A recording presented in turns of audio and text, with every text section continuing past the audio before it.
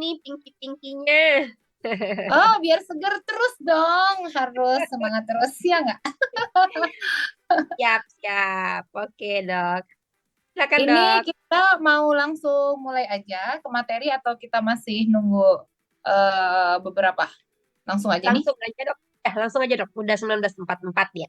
Oh, oke. Ini supaya nggak terlalu Oke. malam juga ya, karena nanti kan Betul. abis ini kita ada sesi tanya jawab, terus kemudian abis itu juga ini ya apa yang di Indonesia bagian timur requestnya jangan terlalu malam karena cuma bisa denger setengah jam terus ketiduran karena sudah malam Masuk sekali di ketidur. sana gitu. Ya, oke. Jadi diawali kali ini kita akan ngomongin yang sangat serius yaitu serangan jantung.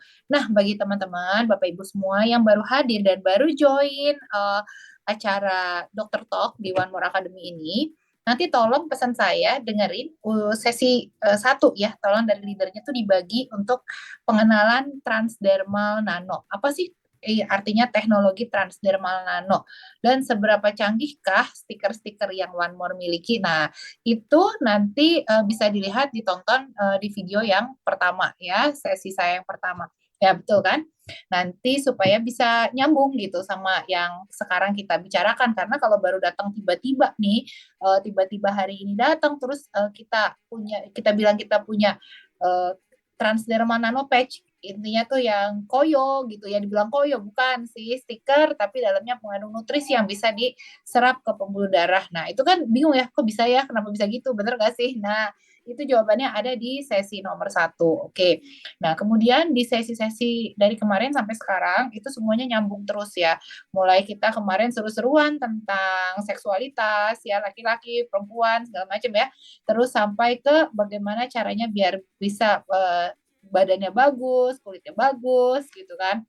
Nah, terakhir kita bagaimana slimming ya. Nah, slimming berkaitan dengan diabetes, hipertensi, sakit jantung, stroke gitu. Nah, kemarin kita udah bahas mengenai hipertensi ya.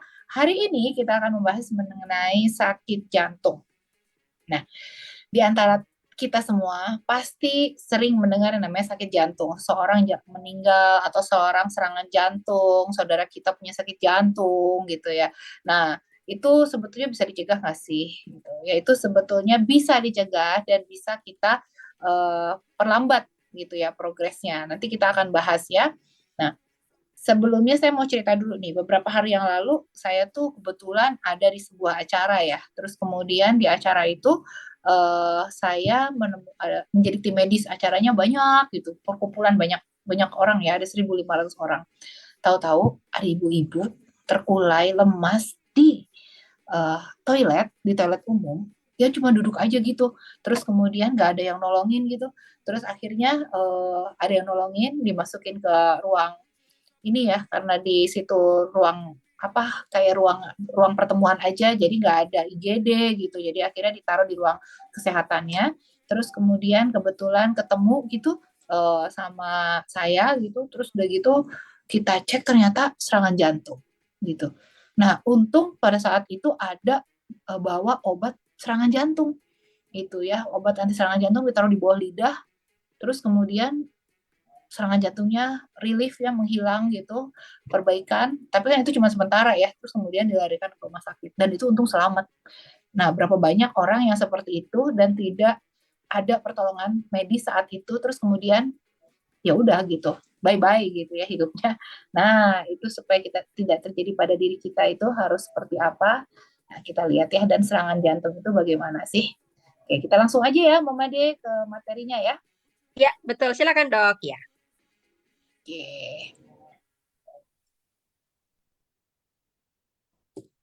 Nah, jantung itu adalah salah satu organ terpenting di dalam tubuh kita. Kenapa? Karena jantung adalah senter yang memompa darah kita ke seluruh tubuh. Tubuh itu bisa bergerak, semua organ bisa berfungsi, itu karena mendapat nutrisi dari pembuluh darah. Nah, pembuluh darah itu kan berjalan. Kok dia bisa berjalan? Darahnya isinya membawa nutrisi gitu ya, supaya sel-selnya hidup, setiap fungsi organ tubuh berjalan dengan benar gitu. Itu karena jantungnya bisa memompa dengan baik. apa yang terjadi kalau jantung kita ini sakit, jantungnya tidak bergerak atau pompanya rusak gitu ya.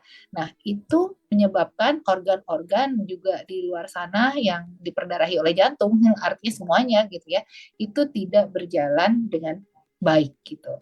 Nah, termasuk juga kalau ada sumbatan di berbagai pembuluh darah yang setelah jantung, apalagi ke otak, itu jadi stroke gitu ya, sumbatan ke manapun itu bisa menjadi kerusakan bagi organ-organ yang diperdarahi gitu ya. Jadi kenapa jantung ini sangat penting? Jadi ini sebenarnya ada survival rule of three katanya. Jadi kita itu sebetulnya bisa bertahan 3 minggu tanpa makanan. Jadi yang lagi diet ya 3 minggu tanpa makanan, oh enggak, saya enggak menyuruh untuk seperti itu sih. Ya kita kan diet nggak boleh lapar ya. Nanti di apa di grup kita itu diet nggak boleh lapar. Yang belum ikut grup, next time kita bikin lagi grupnya. Sekarang grupnya sudah penuh ya. Oke, jadi 3 minggu tanpa makanan masih bisa loh orang itu bertahan hidup. Nah, kalau tanpa air itu orang bisa hidup selama 3 hari, gitu ya. 3 hari itu bisa hidup. Tapi kalau tanpa shelter, maksudnya ini kalau di musim dingin ya, ini kan artikelnya dari luar negeri nih. Kalau di musim dingin sampai kedinginan banget gitu, terus ini nggak ada rumahnya, nggak ada penghangatnya itu 3 jam. Karena biasanya orang kalau udah kedinginan terlalu dingin gitu ya, suhunya tidak bisa menyesuaikan itu juga bisa mati ya. Nah, tapi kita hanya bisa hidup tanpa udara itu dalam waktu 3 menit. Jadi kalau 3 menit tidak ada pertolongan gitu ya, terus oksigen tidak bisa diedarkan ke seluruh tubuh kita, itu kita akan meninggal gitu. Jadi segitu pentingnya loh si pompa jantung untuk mengedarkan oksigen ke seluruh tubuh gitu ya. Itu kalau tidak bisa jalan proses itu tuh dalam 3 menit kita meninggal gitu ya. Jadi waktunya itu sangat kritikal, sangat penting gitu. Waktu itu sangat penting. Jadi kalau misalnya seseorang henti nafas gitu ya, apa menit ke 0 saat dia tidak bisa bernafas gitu kan, ada orang yang kayak apa kolaps misalnya tiba-tiba henti jantung gitu. Ini beda ya henti jantung sama serangan jantung, nanti kita bahas ya. Kalau tiba-tiba henti jantung terus nggak bisa, orangnya nggak bisa napas, benar-benar nggak ada napas aja ya, itu dalam saat itu juga bisa terjadi tidak bisa bernafas langsung henti jantung gitu. Nah, terus kemudian 4 sampai 6 menit tidak ada udara, itu terjadi kerusakan otak gitu. Terus 6 sampai 10 menit gitu, itu otak itu kerusakan otaknya possible. Kalau ini likely 6 sampai 10 menit kemungkinan besar terjadi kerusakan otak. Tapi kalau lebih dari 10 menit itu biasanya kerusakan otaknya nggak bisa kembali gitu. Tetapi pada saat terjadi nggak bisa napas, nafasnya nggak ada, itu 0 menit, itu jantung juga langsung berhenti gitu ya. Jadi otak sama jantung itu lebih cepat berhentinya tuh jantung dulu gitu, baru otak gitu ya. Oke.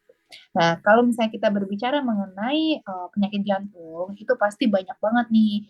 Dan di sini mungkin ada Bapak Ibu yang mengalami ini ya, apa namanya, sakit jantung juga gitu ya. Nah, sakit jantungnya juga bisa bermacam-macam gitu. Nah, mungkin nggak cocok nih hari ini ya yang dibicarakan, nggak apa-apa, nanti kita bicarakan lagi topik selanjutnya, karena bahasan mengenai jantung itu banyak sekali Bapak Ibu ya. Nah, pertama ada yang namanya penyumbatan arteri koroner, sakit penyakit jantung koroner namanya ya, benar kan? Nah, penyakit jantung koroner ini artinya penyumbatan pada pembuluh darah yang memperdarahi jantung. Jadi si jantung itu kan bisa hidup ya, sel jantung bisa hidup, bisa bergerak karena dia juga diperdarahi oleh pembuluh darah. Nah, pembuluh darah itu adalah pembuluh darah yang keluar dari jantung juga, memperdarahi si jantungnya sendiri. Nah, kalau pembuluh darah yang memperdarahi jantungnya itu tersumbat, berarti si jantungnya tidak dapat oksigen dengan baik kan, akhirnya tidak bisa berfungsi dengan baik. Nah, itu namanya penyakit jantung koroner yang orang suka pasang stent kalau ada tersumbat atau bypass kalau tersumbatnya udah banyak gitu ya. Nah, itu salah satu penyakit jantung. Terus kemudian penyakit jantung yang selanjutnya adalah penyakit katup jantung. Nah, jantung kita ini ada empat ruangan ya, ruangan yang jantung kiri, jantung kanan. Kalau kiri makanannya dokter itu kebalik. Kanannya sebelah kiri, kirinya sebelah kanan. Ini gimana maksudnya yang tadi? Ya, jadi gini, ini adalah sebelah, ini kursor saya kelihatan nggak ya? Iya, Ada yang ya gerak kelihatan di dok. layar? Kelihatan ya? Ada. Oke. Iya. Nah, ini adalah sebelah kiri karena ngadepnya seolah-olah pasiennya ngadepnya muka kita gitu ya. Jadi ini adalah sebelah kirinya pasien. Makanya ini adalah kiri, ini adalah kanan. Ya, jantung kiri itu isinya darah bersih, jantung kanan itu isinya adalah darah kotor. Darah kotor itu adalah darah yang mengandung banyak karbon dioksida ya, yang belum ditukar sama paru-paru untuk menjadi darah bersih. Nah, kemudian jantung sebelah kiri ini ada dua ruangan nih, ruangan atasnya atrium, ruangan bawah ventricle. Di sini juga sama, ada atrium, ada ventricle. Nah, di antara atrium dan ventricle namanya ruangan, pasti ada sekatnya kan? Nah, ini adalah sekat-sekatnya. Sama seperti kalau kita punya pompa di rumah, semua pompa pasti ada katupnya kan, kalau enggak airnya mah molos aja terus, udah naik, udah disedot dia turun lagi, jatuh lagi kalau nggak ada katupnya ya. Nah, begitu juga jantung kita, karena jantung kita itu mirip sekali kerjanya dengan pompa yang ada di rumah kita gitu ya, pompa dan pipa-pipanya. Nah, ini ada katupnya. Nah, kalau katupnya ini bermasalah, tidak bisa berfungsi sebagai katup, tidak bisa berfungsi sebagai pintu. Kayak kita nih ada pintu, pintu kan harus nutup ya, benar, nutupnya harus nutup. Kalau pintu itu tutup yang nggak benar, itu kan pasti ada yang bolong, anginnya bocor, nyamuknya bocor gitu ya. Nah, begitu juga di jantung kita. Kalau seandainya katupnya itu tidak menutup dengan benar, tidak bergerak dengan benar, ya, itu pasti akan bercampur tuh darah kotor dengan darah bersih. Akhirnya fungsi-fungsi yang seharusnya terjadi itu menjadi tidak terjadi. Jadi percampuran darah kotor dan darah bersih itu bisa terjadi, atau masalah-masalah lainnya. Ini namanya penyakit katup jantung ya. Terus kemudian aneurisma ini artinya pelebaran pembuluh darah setelah jantung. Jadi ini habis dari jantung di kan keluar nih yang besar ini ya, dipompa darah itu keluar ke seluruh tubuh. Nah, kalau di sini pembuluh darahnya itu nggak bagus, artinya kalau kita selang tuh ya diameternya tuh nggak sama semua, ada yang besar, ada yang kecil, ada yang lembek, ada yang regas, ada yang uh, luas gitu. Nah, itu begitu ada tekanan tinggi dia bisa pecah. Nah, ini adalah aneurisma ya. Oke. Kalau kita berbicara mengenai aritmia jantung, itu apa? Artinya denyutnya tidak teratur gitu. Jadi kalau kita pegang, sebenarnya kita bisa loh megang sendiri denyut jantung kita. Adanya di tangan di bawah jempol sini ya. Kalau dipegang gini, itu bisa terasa gitu di tangan sebelahnya, di telunjuk atau jari tengah kita bisa terasa itu teratur nggak gitu. Kalau teratur gitu itu tandanya tidak ada aritmia. Kalau ada aritmia itu biasanya kelistrikan jantungnya menyebabkan denyutnya tidak teratur gitu ya. Terus kemudian penyakit jantung yang lain adalah kardiomiopati. Jadi kelainan pada otot jantung. Jadi yang bermasalah adalah ototnya gitu. Jantung itu kan kayak pompa, dia bisa squeeze darah itu karena dia punya otot. Nah, otot jantungnya ada yang kelainan, ada yang bengkak, ada yang infeksi gitu ya. Itu namanya kardiomiopati. Nah, kemudian penyakit jantung yang lain lagi adalah penyakit pada selaput jantung. Jadi jantung itu ada selaput luarnya, namanya perikardium ya.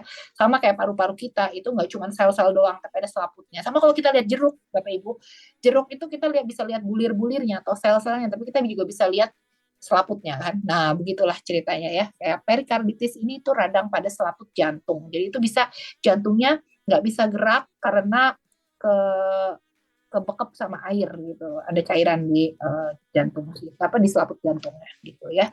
Terus kemudian ada lagi yang namanya gagal jantung. Ini sering banget penyakitnya terjadi. Ini kemarin kita udah sempat bahas ya waktu topik hipertensi, karena hipertensi bisa berefek lama-lama menjadi gagal jantung kalau tidak ditangani dengan baik, karena jantungnya ini ya dengan darah tinggi terus jantungnya menjadi berat, akhirnya jantungnya menjadi bengkak, udah nggak tahan lagi gitu jantungnya ya, overload gitu ya. Sama seperti Bapak Ibu yang sekarang lagi banyak kerjaan di kantor gitu atau di rumah mengurus segala sesuatunya menjadi overload gitu ya, terus kemudian jadi kelelahan gitu kan. Nah, itulah yang terjadi pada otot jantung kalau seandainya dia harus bekerja keras memompa darah ke seluruh tubuh sementara pembuluh darahnya stiff, tegang, kaku, tekanannya tinggi gitu ya, akhirnya jantungnya bisa lelah, overload dan membengkak gitu ya. Nah, itu sekilas penyakit-penyakit jantung. Gampang dipahami? Oke apa enggak? Kalau oke, ketikkan angka 1. Mama dilihat, banyak nggak angka satunya? Atau bingung ngedenger ya? Oke, angka satu banyak ini dok. Angka 1 banyak. Oke deh, Ya, kalau gitu. Berarti kita bisa lanjut ke selanjutnya ya. Karena memang ya. topik mengenai jantung ini dulu waktu saya kuliah sih agak berat, agak berat belajarnya gitu ya. gitu. Tapi kan saya di sini nggak mau kasih tahu yang berat-berat gitu. Kita cuma perlu tahu aja penyakit-penyakit jantung ini ada yang namanya penyakit jantung bawaan dan penyakit jantung yang didapatkan karena komplikasi dari penyakit yang lain gitu ya. Nah, ini penyakit jantung bawaan di mana kita bukan kita, maksudnya ada anak lahir gitu udah membawa kelainan jantung gitu ya. Contohnya di sini ada kan jantung itu seperti yang tadi saya bilang ada 4 ruangan ya, ruangan atas, bawah ya, terus kiri, kanan gitu kan. Nah, masing-masing ruangan itu tuh tertutup dengan pintu atau katup yang berfungsi menyalurkan darah ke ke masing-masing ruangan ya gitu ya. Tapi kalau itu semua katupnya ada yang tidak dibuat tidak sempurna saat di kehamilan gitu, nah itu bisa terjadi namanya kebocoran jantung ya. Sering kan dengar kebocoran jantung ya. Nah terus ini contohnya nih, ini antara jantung kiri dengan jantung kanan ini harusnya kan terpisah, tapi ada sebetulnya yang septal defect seperti ini loh, akhirnya darah kotor dengan darah bersihnya tercampur gitu ya. Ngomong-ngomong darah kenapa sih bisa kotor, bisa bersih? Nah, kalau Bapak Ibu ngelihat nih di pembuluh darah kita sendiri di tangan gitu ya, suka ngelihat pembuluh darah yang warna-warnanya biru, bener kan ya? Nah, pembuluh darah yang berwarna biru itu memang digambarkan di gambar ini juga biru. Artinya apa? Itu pembuluh darah adalah pembuluh darah vena, pembuluh darah yang mengalirkan darah itu dari seluruh tubuh menuju jantung. Nah, contohnya gambar ini ya, dari seluruh tubuh menuju jantung. Dari seluruh tubuh kan ini dari bawah dari seluruh tubuh menuju jantung. Makanya dia warnanya biru. Makanya kalau ibu disuntik, diinfus, diambil darah itu jarumnya itu pasti nusuknya ke bagian atas karena ke arah jantung. Benar nggak? Pernah nggak ada perawat yang nyuntiknya dari atas ke bawah? Pernah kan? Ya karena memang dia alirannya ke arah atas ya gitu. Jadi memang ke arah jantung gitu ya. Jadi kayak infus gitu kan kita masukin supaya bisa bersirkulasi. Nggak pernah kan ada yang nyuntik arahnya begini, selalu begini ya. Ya. Nah, itu adalah pembuluh darah vena. Dia kenapa berwarna biru? Karena dia mengandung banyak karbon dioksida gitu. Artinya nanti dia akan berkumpul menjadi satu masuk ke jantung ya, terus kemudian di jantung dari atriumnya turun ke ventricle, dari sini akan bercabang dua tuh kiri kanan.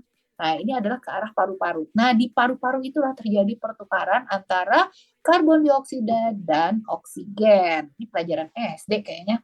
Ya, karbon dioksida dan oksigen. Kemudian dari situ setelah ditukar akhirnya ada yang masuk nih, ini yang 4 kecil nih, 1 2 3 4 nih arteri pulmonalis tuh ya, masuk lagi ke dalam jantung gitu, bersirkulasi yang sudah bersih dan diedarkan ke seluruh tubuh lewat arteri. Nah, arteri itu yang bisa kita raba di sini sebagai deg deg deg deg, nah, di bawah jempol sini atau di leher sini ya, itu ya arteri atau pembuluh darah bersihnya. Tuh ya. Jadi ini kalau ada masalah saat pembuatan itu ada jantung bocor, yaitu adalah salah satu masalah jantung juga yang dimana ada yang bisa ditunggu sampai anaknya besaran sedikit terus kemudian dievaluasi lagi tidak perlu operasi, tapi ada juga yang memang harus dioperasi. Dan kalau memang harus dioperasi ya ikuti saran yang memang harus dioperasi. Jadi nggak ada yang bisa tiba-tiba harus dioperasi, udah gitu kita kasih obat-obat aja deh biar nggak perlu dioperasi, jangan dioperasi deh karena masih kecil. Nah itu nggak bisa ya. Oke. Nah, kemudian selanjutnya mengenai penyakit jantung koroner. Ini yang sering sekali kejadian, tapi dia merupakan silent killer. Kenapa? Karena deposit lemak itu terjadinya perlahan-perlahan, tidak kita sadari, tahu-tahu menyumbat, gitu ya. Nah, bagi laki-laki dan perempuan itu bisa terjadi ini ya penyumbatan jantung koroner itu sama, apalagi kalau perempuan sudah lewat masa menopause karena sudah tidak ada lagi atau berkurang sekali gitu estrogennya. Estrogen itu melindungi kita para wanita dari serangan jantung sebetulnya. Tapi dengan kita bertambah usia dan menopause ya sudah tidak ada lagi estrogennya dan penumpukan lemak pun terjadi sehingga serangan jantung tidak bisa disingkirkan lagi. Nah, kalau kita lihat Bapak Ibu gambar di sini ya. Nah, saya gede ini jantungnya. Nah, ini adalah arteri atau pembuluh darah koroner. Ya, yang biru ini ya, yang biru, yang putihnya sih yang baliknya. Nah, yang biru-biru ini adalah pembuluh darah koroner. Nah, pembuluh darah koroner ini adalah pembuluh darah yang memperdarahi jantung. Yang sehat itu yang namanya pembuluh darah kayak selang ya. Jadinya bolong aja gitu. Seperti selongsong kosong yang lewat di situ adalah darah, komponen-komponen darah, ada sel darah merah, ada sel darah putih, trombosit, keping darah, semua lewat di situ ya. Tetapi dengan adanya penumpukan lemak, ya pertama kali dia akan menumpuknya seperti ini, ya kemudian makin lama makin banyak gitu, jadi plak. Akhirnya lama-lama tersumbat nih aliran darah. Jadi pertamanya darahnya kok lambat mengalirnya, lama-lama jadi susah mengalirnya, akhirnya benar-benar tersumbat. Kalau sudah tersumbat seperti ini, itu sebetulnya berbahaya sekali. Karena apa? Bayangkan jika yang tersumbat adalah pembuluh darah yang di atas ini. Itu artinya semua loh yang diperdarahi bagian depan sini tidak mendapatkan aliran darah. Dan akhirnya bisa mati nih sel jantungnya daerah sini. Kalau sel jantungnya daerah sini mati, di baliknya dinding jantung ini tidak berfungsi lagi gitu ya. Akhirnya bisa jadilah itu yang namanya serangan jantung. Jadi rasanya sakit gitu, di dadanya ya. Nah, ini ada warning sign-nya untuk serangan jantung nih. Kalau Anda merasakan sakit di dada gitu, rasa sakitnya itu kayak ditekan, atau kayak diremas, atau kayak ditusuk, kemudian bisa juga menjalar ke daerah apa ini? Jauh itu apa bahasa Indonesianya? Bawah, ini rahang bawah ya. Kemudian juga bisa rasanya seperti heartburn atau kayak orang sakit lambung tuh. Makanya suka ada rasa mual atau ingin muntah gitu ya. Terus kemudian ada sesak nafas, susah bernafas, keringetan ya. Terus ada pucat, ada dizzy, pusing gitu ya. Nah, itu dan ini nyerinya juga bisa menjalar ke arah bahu dan belakang ya. Nah, ini bisa terjadi, ini adalah merupakan gejala dari sakit jantung. Tapi bagi orang yang punya diabetes, itu lebih hati-hati lagi. Karena apa? Gejala serangan jantungnya tidak terasa. Kenapa bisa tidak terasa? Karena pada orang diabetes suka ada yang namanya neuropati atau kayak kebas-kebas. Jadi nggak kurang, merasanya tuh kurang. Jadi rasa sakitnya tuh tumpul. Tiba-tiba serangan jantung tidak disadari dan langsung meninggal gitu. Ya, ini nggak nakut-nakutin loh ya Bapak Ibu, tapi itu emang ilmunya seperti itu ya, dan itu yang ditemui juga di lapangan ya. Nah, ini cara simple menjaga kesehatan jantung dari Mayo Clinic. Ini sayangnya masih bahasa Inggris, tapi nanti kita coba summary-kan ya. Jadi menjaganya itu ya yang perlu diwaspadai adalah penyumbatan ya kan. Kita akan berbicara mengenai serangan jantung ya hari ini ya, serangan jantung, terus kemudian henti jantung. Nah, saya tidak membahas mengenai bengkak jantung yang kemarin seperti apa jantungnya yang overload, kelelahan, kecapean, jadi doer gitu kan ya. Itu nggak dibahas hari ini karena panjang sekali kalau kita membahas semuanya. Nah, yang penting adalah menjaga supaya lemak-lemak itu tidak menjadi cadangan lemak di dalam pembuluh darah kita. Jadi kalau ibu mau nabung itu jangan nabung lemak ya, Bapak Ibu ya. Nabungnya yang lain gitu ya, nabungnya dolar. Ya, jadi jangan nabung lemak ya, lemak itu dibuang saja. Jadi bagi yang ikut program Fat to Fit, ingat ya, kalau kita kebanyakan nabung lemak di tubuh kita, nah, lemak itu bukan hanya terdeposit di bawah kulit kita, yang dimana tadi pagi kita sudah foto-foto lemak kita ya. Ya seru banget gitu, kita pamer lemak tadi pagi ya.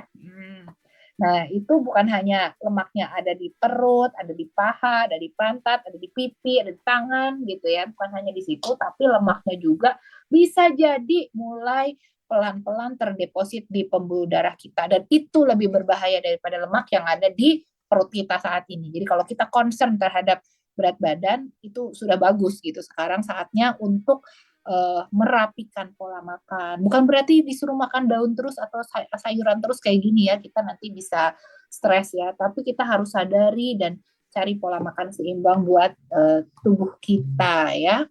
Tunggu sebentar ya, saya ada yang harus saya angkat dulu. Ibu izin, saya lagi ngajar.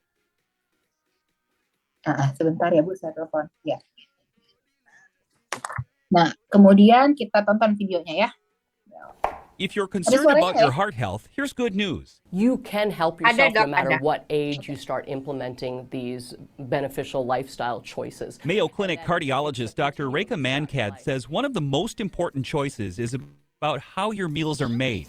In short, fresh is best. I think that's one of the key things, is that preparing your own foods at home rather than buying packaged foods, rather than eating out. You know exactly how much salt you're adding to things. You know if you're cooking it in healthy oils. Choosing unsaturated cooking oils can help reduce cholesterol, and so can increasing the amount of fruits, vegetables, and other high-fiber foods in your meals. Home cooking also gives you more power over the salt in your diet. The biggest link for salt is high blood pressure, and high blood pressure leads to heart disease. Shake out less salt, serve up leaner meats, spoon on more fiber, and you'll be sitting down to a meal that can boost your heart health. For the Mayo Clinic News Network, I'm Jeff Olson. Oke, jadi tadi dari Mayo Clinic itu dibilangin bahwa If- ini kok ada suara apa ya? Masih ada suara musiknya ya? Oke, tapi suara saya terdengar jelas kan ya di sana ya? Jelas dok, jelas. Oke, baik. Nah, jadi tadi dari Mayo Clinic itu dibilangin high blood pressure, tekanan darah tinggi itu sangat berhubungan dengan kejadian serangan jantung, ya kan? Terus kemudian diharapkan kita tuh bisa menyiapkan makanan-makanan kita sendiri. Jadi makan pagi, makan siang, makan malam, kemudian ada snack di antaranya, antara makan pagi dengan makan siang dan makan siang dengan makan malam ada snack. Nah, itu semua kita atur supaya kita tuh selalu bisa makan makanan yang sehat. Karena kadang-kadang kalau kita tidak bisa menyiapkan makanan kita sendiri, itu kita bisa membeli dan belinya tuh apa aja yang ada di jalan gitu loh. Ya kan? Nah, kalau kita membeli, pertama kadang-kadang porsinya kebanyakan. Terus yang kedua, kita nggak tahu masaknya bagaimana, minyak yang dipakainya berapa banyak, garam yang dimasukinnya berapa banyak, minyak yang dipakai buat ngegorengnya udah minyak berapa kali goreng, gitu kan. Jadi yang muncul itu bukan hanya penyakit jantung atau penyakit darah tinggi, tetapi juga karsinogen atau penyakit kanker, gitu ya. Nah, oleh karena itu sangat dianjurkan untuk bisa menyiapkan makanan kita sendiri. Jadi kita bisa tahu apa-apa saja sih yang dimasukin. Intinya apa? Makanlah dengan sadar gitu ya. Nah, itu sangat mengurangi sekali kejadian itu bisa mencegah gitu kita jadi dari serangan jantung gitu sih. Ya. Nah, ketika kita bertambah usia gitu, makin tambah usia itu ada beberapa faktor yang membuat jantung kita bekerja lebih keras. Contohnya ada beberapa obat ya membuat jantung kita bekerja lebih keras. Kemudian ini di-highlight juga mengenai emosi atau stres gitu ya. Misalnya nih ibu-ibu yang ngelihat anaknya raportnya jelek ya, kalau di sini bisa bikin stres katanya gitu ya. Terus kemudian kelelahan yang sangat gitu. Jadi kayak aktivitas fisik yang terlalu berlebih. Jadi aktivitas fisik juga nggak boleh berlebih, nggak boleh juga kekurangan. Tetap harus ada aktivitas fisik, tapi tidak boleh overuse juga gitu ya. Ini contohnya lucu banget sih ya. Di sini saya dapatnya katanya liftnya rusak, jadi saya harus naik tangga. Wah, ternyata kerjanya di lantai 7 gitu. Ya, itu kayaknya tiap hari. Ya mungkin sehat kalau misalnya naiknya 4 lantai, 4 lantai gitu. Tapi kalau naiknya udah 5, 6, 7 lantai itu lutut juga masalah kayaknya gitu ya.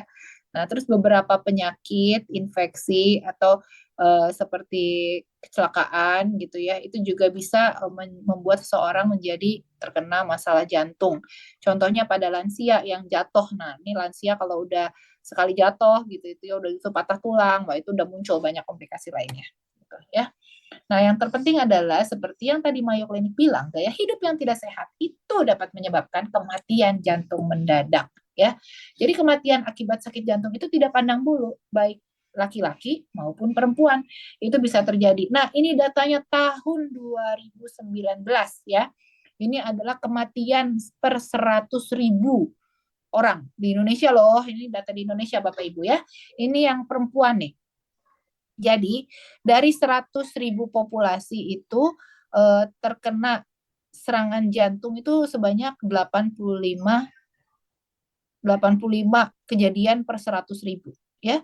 Sementara di laki-laki lebih banyak nih. Kan tadi saya bilang laki-laki lebih banyak kenapa? Karena tidak punya estrogen, perempuan masih punya estrogen. Jadi kejadiannya masih ada tapi lebih rendah ya. Nah, ini kejadian ischemic heart disease atau serangan jantung itu 107 per 100.000 populasi atau penduduk Indonesia tahun 2019 ya, itu banyak ya. Dan itu kematian akibat serangan jantung itu menduduki ranking kedua setelah stroke, setelah kematian akibat stroke ya. Nah, ini bisa dibaca nih selanjutnya diabetes mellitus. Kalau ini masalah paru ya, ini masalah liver, baru tuberkulosis, diare dan lain-lainnya ya. Nah, ini juga masalah hypertensive heart disease, ini masalah jantung bengkak tadi ya. Tuh. Tuh ya. Jadi serangan jantung dan stroke tuh penyebab kematian utama pada laki-laki dan wanita. Nah, ini pasti semuanya kenal ya Bapak Ibu ya. Ini korban kematian jantung mendadak. Benar gak? Ini artis-artis yang kemarin.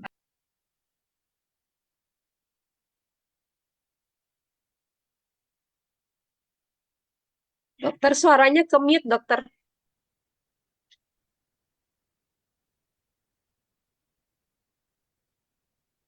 Wah, ini tadi commute-nya dari kapan ya? Enggak, baru aja kok. Sudah sempat Oh, bilang baru aja. artis-artis. Iya. Oh, oke, oke. Baru bagian artis-artis baru hilang ya. Iya. Oke, oke. Oke, kita balik lagi kalau gitu. Sekarang udah kelihatan slide-nya belum? Ya, iya, sudah, Dok. Ya, nanti kalau commute lagi bilang lagi ya. Oke. Nah, ini adalah korban kematian jantung mendadak ya. Kayak yang kita tahu nih, Didi Kempot umur 53 loh. Asaf Sinclair umur 40. Terus Mike Mohede umur 32. Cecep Reza umur 31. Ini yang bikin kita kaget gitu. Kok bisa ya meninggal masih muda-muda gitu ya. Nah, ini sebenarnya kita juga nggak tahu sih penyebab kematian pastinya apa. Yang jelas sudah pasti masalahnya jantung nih gitu. Cuman jantungnya kenapa itu kan nggak tahu ya, karena nggak pegang rekam medisnya, jadi nggak tahu kan gitu. Tapi udah jelas kalau mati mendadak itu pasti jantung gitu. Cuman jantungnya apakah kelainan pada irama jantung, kayak karena ada juga yang namanya Brugada syndrome gitu, itu juga kelainan pada irama jantung yang bisa menyebabkan kematian jantung mendadak, dan itu bawaan gitu, penyakit bawaan dan genetik gitu. Tapi ada juga banyak yang karena kolesterol yang tidak disadari itu tiba-tiba nggak enak rasa masuk angin, dibiarin, tahu-tahu makin menyempit dan akhirnya jantungnya berhenti gitu ya. Nah, ini tidak pandang bulu nih, masih muda-muda, jadi nggak tentu juga loh yang nggak harus lansia ya. Nah, jadi apa itu kematian jantung mendadak? Ini serupa tapi tidak sama dengan serangan jantung mendadak. Nah, kematian jantung mendadak ini merupakan kematian alami yang tidak terduga yang diakibatkan terhentinya jantung. Biasanya begitu ada rasa tidak enak pada jantung kurang dari 1 jam itu sudah fatal gitu ya. Udah langsung meninggal pada seseorang yang sebelumnya belum memiliki kondisi fatal. Ini juga biasanya suka terjadi pada atlet-atlet gitu ya. Jadi harus hati-hati gitu ya. Kadang-kadang kita merasa kita sehat-sehat aja atau badan kita baik-baik aja, ternyata kolesterolnya tinggi. Saya punya teman bahkan langsing banget gitu ya, badannya langsing banget gitu ya, kurus, tapi dia tuh hobi banget makan gorengan, tapi badannya langsing gitu. Nah, terus ternyata pas cek lab gitu, wih, ternyata kolesterolnya tinggi banget gitu ya. Berarti depositnya bukan dolar, depositnya lemak nih di jantung. Jadi belum tentu juga ya. Nah, henti jantung dengan serangan jantung itu berbeda. Kalau serangan jantung itu masih bisa hidup. Nah, seperti serangan jantung tuh yang tadi saya bilang, di arteri koroner, pembuluh darah koroner itu ada sumbatan, lama-lama sumbatannya semakin tebal dan akhirnya terjadi plak, pembuluh darahnya nggak bisa mengalirkan darah lagi. Nah, itu serangan jantung. Itu contohnya seperti ibu-ibu yang saya temui beberapa hari yang lalu gitu ya. Nah, itu juga serangan jantung. Nah, ibunya gimana ya? Udah dikasih obat untuk melebarkan pembuluh darah, aliran darahnya udah lancar lagi, terus kemudian dirujuk ke rumah sakit ya. Nggak tahu sekarang gimana ya, harusnya sih udah ditangani, terus udah gitu harusnya udah pasang stent segala macam ya. Nah, akhirnya selamat gitu. Tetapi kalau pada cardiac arrest itu henti jantung mendadak itu adalah masalah di kelistrikan jantung gitu. Jadi sama aja kayak kelistrikan jantung itu sama kayak listrik di rumah kita, Bapak Ibu. Kita punya lampu nih, lampu meja gitu, atau laptop kita, laptop sih ada cadangan baterainya ya. Misalnya lampu kita cabut aja gitu baterainya, zap gitu ya, udah langsung gak jalan listriknya gitu. Nah, itu bisa terjadi juga, namanya sudden cardiac arrest atau henti jantung ya. Nah, biasanya tuh eh, langsung meninggal begitu saja, jantungnya berhenti, udah gitu itu harus sebetulnya harus di CPR atau dipompa yang kayak di film-film ER gitu ya. Dipompa jantungnya, kemudian dikejut gitu jantungnya ya.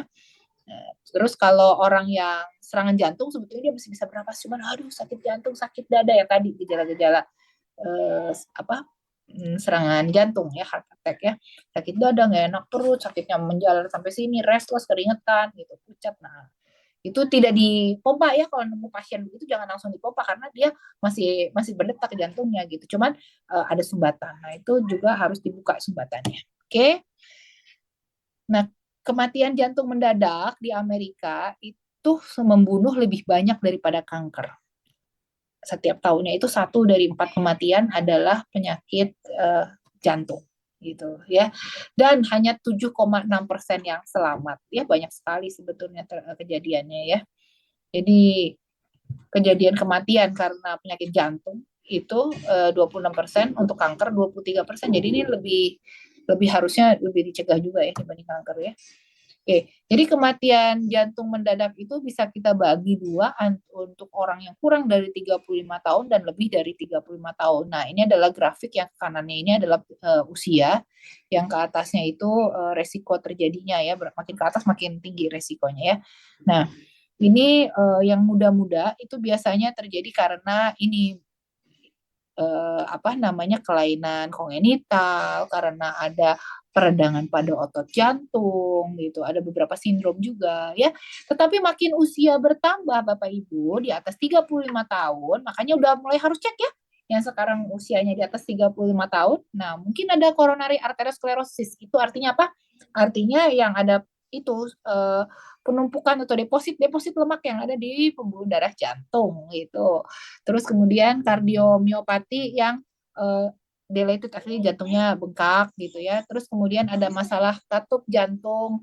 Katup jantung itu kalau masalah juga di situ ya, itu juga bisa menyebabkan henti jantung juga ya, masalah jantungnya.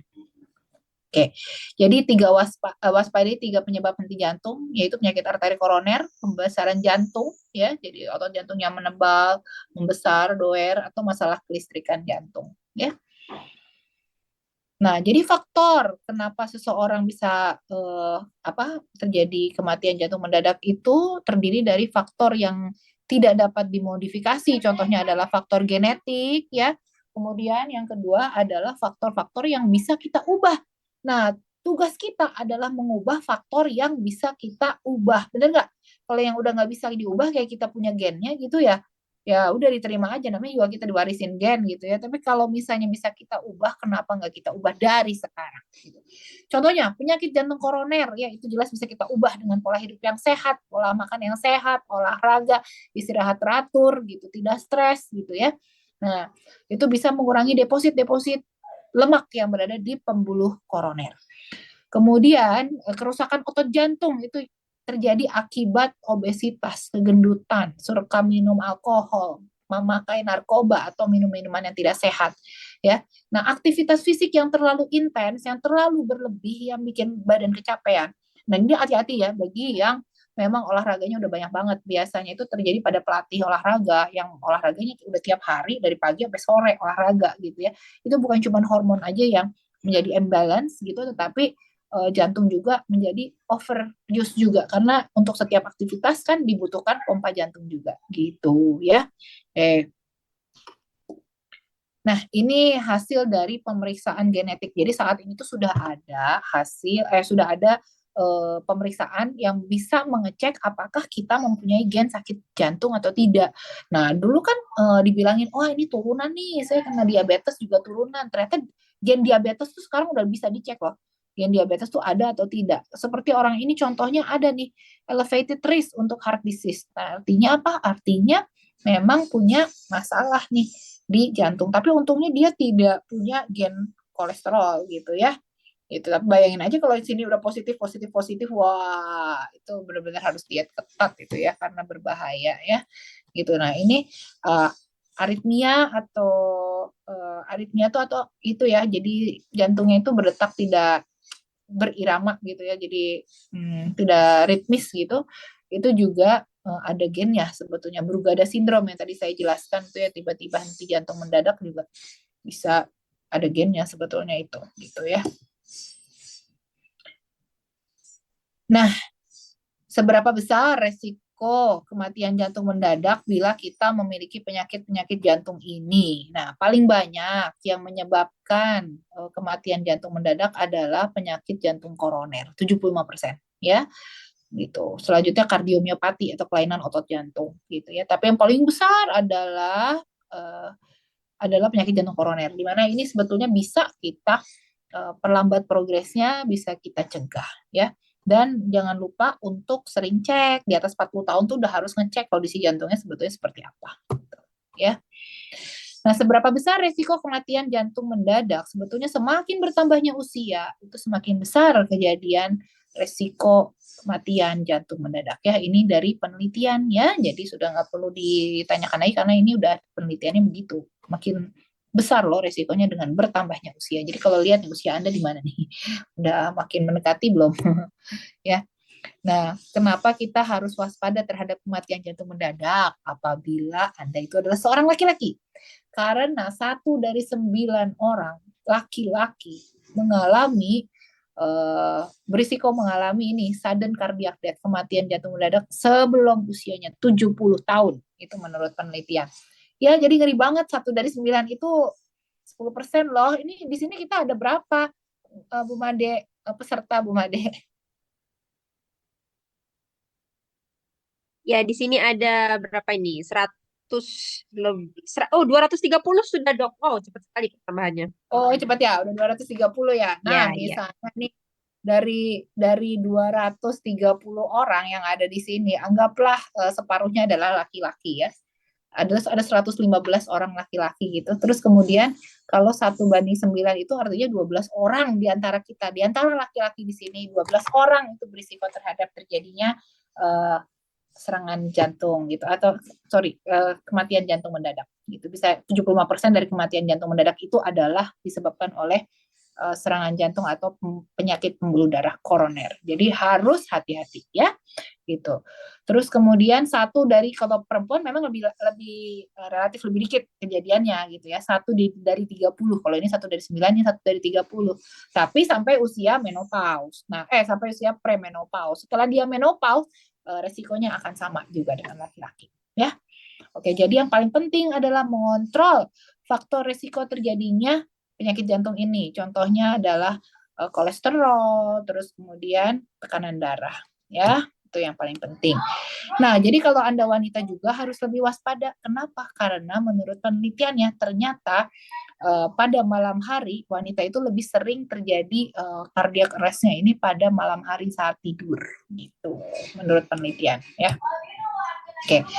Jadi cek di sini juga cek ya. Jangan-jangan Anda pernah mengalami nih rasa jantung berdebar-debar, kemudian dada seperti diremas, kemudian ada rasa mual, muntah gitu. Tapi kejadian ini bukan satu-satu ya, campur aduk dan kejadiannya berbarengan sekaligus gitu. Itu sesak napas, biasanya disertai keringat dingin, lemas, jantung berdebar, bahkan kayak mau pingsan gitu ya. Itu yang terjadi sama pasien yang kemarin ditemuin di toilet gitu. Nah, kemudian berkeringat dingin, perasaan kok mudah lelah gitu. Terus nyeri dada sebelah kiri karena jantung kita adanya di kiri ya, Bu, Kak, bukan ada di kanan ya. Terus kemudian berasa seperti ditimpa beban berat gitu. Atau rasa terjepit atau terbakar di daerah dada dan pusing sakit kepala. Dan ini terjadi bersamaan. Semua simptom ini terjadi bersamaan gitu ya, bukan satu-satu karena kalau mual muntah doang mungkin sakit mah ya gitu. Nah, ini waspada. Jangan-jangan saat itu adalah kita kena serangan jantung, tapi terus pembuluh darahnya kebuka lagi, akhirnya nggak kenapa-napa lagi. Makanya kenapa butuh cek ya. Antisipasi kematian jantung mendadak ya, ada 10 cara secara holistik untuk mencapai kesehatan jantung yang lebih baik gitu. Yang pertama, tentunya makan makanan yang baik untuk jantung ya. Terus lagi cek ke dokter bagaimana keadaan jantung Anda. Terus kemudian gula darah harus diatur. Jadi gula darah harus normal gitu ya. Tekanan darah juga dioptimalkan normal. Gula darah, tekanan darah, kolesterol nih. Ini sepaket ya, harus diperbaiki ya Bapak Ibu. Jadi bagi yang masih merah-merah nih hasil labnya, tolong dibetulkan. Terus kemudian stres juga. Kenapa stres itu ngaruh ke penyakit jantung? Jadi kalau di film-film tuh udah bisa dengar berita, terus dia langsung serangan jantung gitu ya. Nah, itu sebenarnya ada hubungannya karena orang yang hidup dalam stres terus itu terjadi namanya stres oksidatif atau namanya radikal bebas gitu. Nah, radikal bebas itu menyebabkan peradangan pada pembuluh-pembuluh darah termasuk pembuluh darah jantung.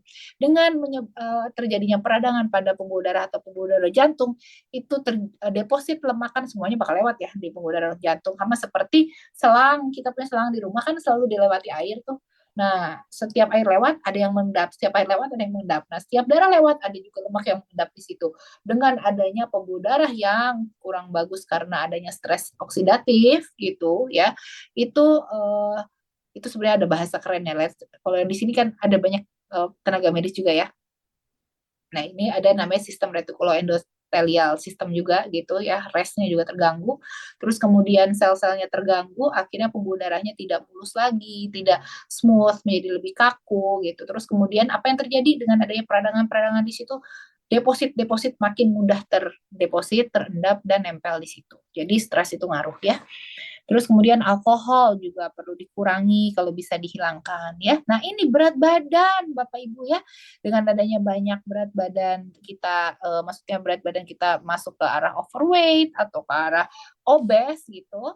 Nah, itu meningkatkan kejadian serangan jantung juga gitu ya. Nah, terus karena kita udah lihat lemak yang di luar aja banyak, apalagi lemak visceralnya gitu, pasti lebih banyak lagi. Yang lemak visceral itu lemak yang ada di dalam organ-organ. Kalau lemak luar itu lemak yang bisa kelihatan di bawah kulit ya.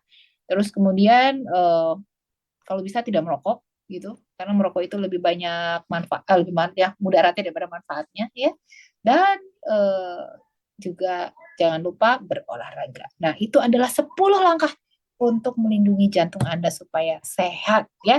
Bagi yang saat ini sudah memiliki penyakit jantung, mungkin dokter Anda saat ini meresepkan obat antihipertensi, pengencer darah, obat anti serangan jantung, obat kolesterol, obat anti diabetes ya, atau diuretik untuk mengeluarkan cairan dari jantung Anda, betul kan? Nah, saya tidak anjurkan untuk obat-obatan ini di stop. Jadi, produk One More yang digunakan itu bisa menjadi tambahan atau additional nutrition support untuk jantung supaya menjadi lebih sehat ya. Tapi obat-obatan ini tolong jangan di stop, oke? Tetap harus dilanjut minum obat rutin, kontrol ke dokter rutin gitu ya. Tapi jangan sampai nanya sama dokternya, dok saya mau stop obat ini karena saya punya ginseng, patch ginseng, itu pasti dimarahin sama dokternya tuh. Ya, karena pertama nggak semua dokter belajar mengenai nutrition ya. Terus kemudian yang kedua nggak bisa langsung digantikan begitu aja gitu. Karena banyak juga orang yang udah berhenti langsung dihentikan gitu, obat diabetesnya dihentikan gitu, cuman pakai nutrition support dari One More aja terus dia naik gulanya gitu ya. Nah, itu jadi nggak boleh begitu cara penggantikannya. Jadi harus dibuat organnya normal dulu, berfungsi normal dulu, baru jumlah obatnya bisa dikurangi gitu. Prinsipnya seperti itu ya. Nah, One More itu punya produk-produk nutrition support gitu berupa transdermal nano. Jadi artinya semua produknya itu ditempel. Ini sebenarnya sudah banyak digunakan di dunia medis juga, tetapi tidak banyak di Indonesia gitu ya. Jadi sebetulnya udah ada loh obat darah tinggi yang berupa patch ditempel, Candesartan gitu ya. Terus yang paling terkenal itu adalah morfin tempel buat orang cancer atau orang anti nyeri yang nyeri banget gitu. Ada morfin berupa stiker gitu, kemudian ditempel dan itu berefek morfin. Nah, ini dari One More ini mempunyai beberapa jenis patch gitu. Nanti kita bisa bahas ya masing-masing patchnya mengandung apa aja. Dan ini mostly mereka punya produk itu nutrition. Jadi yang bermanfaat untuk menambah nutrisi supaya sel-sel tubuh kita menjadi sehat. Nah, ini saya sudah pilihkan beberapa yang memiliki efek untuk jantung. Yang utama adalah Painless Night Blue, terus kemudian Omevia, terus Dekamin, Melatonin, Slim Style, sama B12+. Nanti kita bahas nih masing-masing apa sih manfaatnya ini semua dan pengaruhnya ke jantung ya. Nah, ini digunakan semuanya satu patch untuk 24 jam ya, satu patch untuk 24 jam. Oke. Nah, kecuali yang Slim Style ini ya, Slim Style ini bisa lebih pendek sih, 16 jam. Oke. Nah, kemudian yang melatonin juga ya dipakainya jangan 24 jam, nanti Anda ngantuk terus ya selama di kantor. Ya, jadi pakainya jangan full day ya untuk yang melatonin. Melatonin ini untuk hormon relax, untuk tidur bagi yang sulit tidur juga, tapi dia ada pengaruhnya juga nanti terhadap pembuluh darah, nanti kita lihat ya. Tapi jangan dipakai 24 jam ya Bapak Ibu ya melatonin ya. Ntar kalau nggak bos Anda marah-marah karena tiba-tiba kok relax banget, ngantuk banget gitu. Nah, dalam Painless Night Blue itu isinya ada ginseng merah Korea, glukosamin, saponin, terus ada mineral elektrolit bagus di sana, ada ion perak, germanium organik, kalsium, magnesium, potasium atau kalium ya. Pada orang yang sakit jantung dan sakit ginjal biasanya suka ada masalah juga pada elektrolit. Makanya penting banget gitu yang namanya ion-ion ini semuanya ya itu untuk ada dalam keadaan seimbang dalam tubuh kita. Ya. Ginseng merah Korea ini tahu ya semuanya ginseng itu untuk nambah stamina, energi, konsentrasi. Dia juga mengatur kinerja jantung dan menurunkan tekanan darah. Selain itu, ini ada lagi fungsi-fungsi lainnya ya. Dia mengurangi depresi dan stres, anti diabetes, antioksidan ya.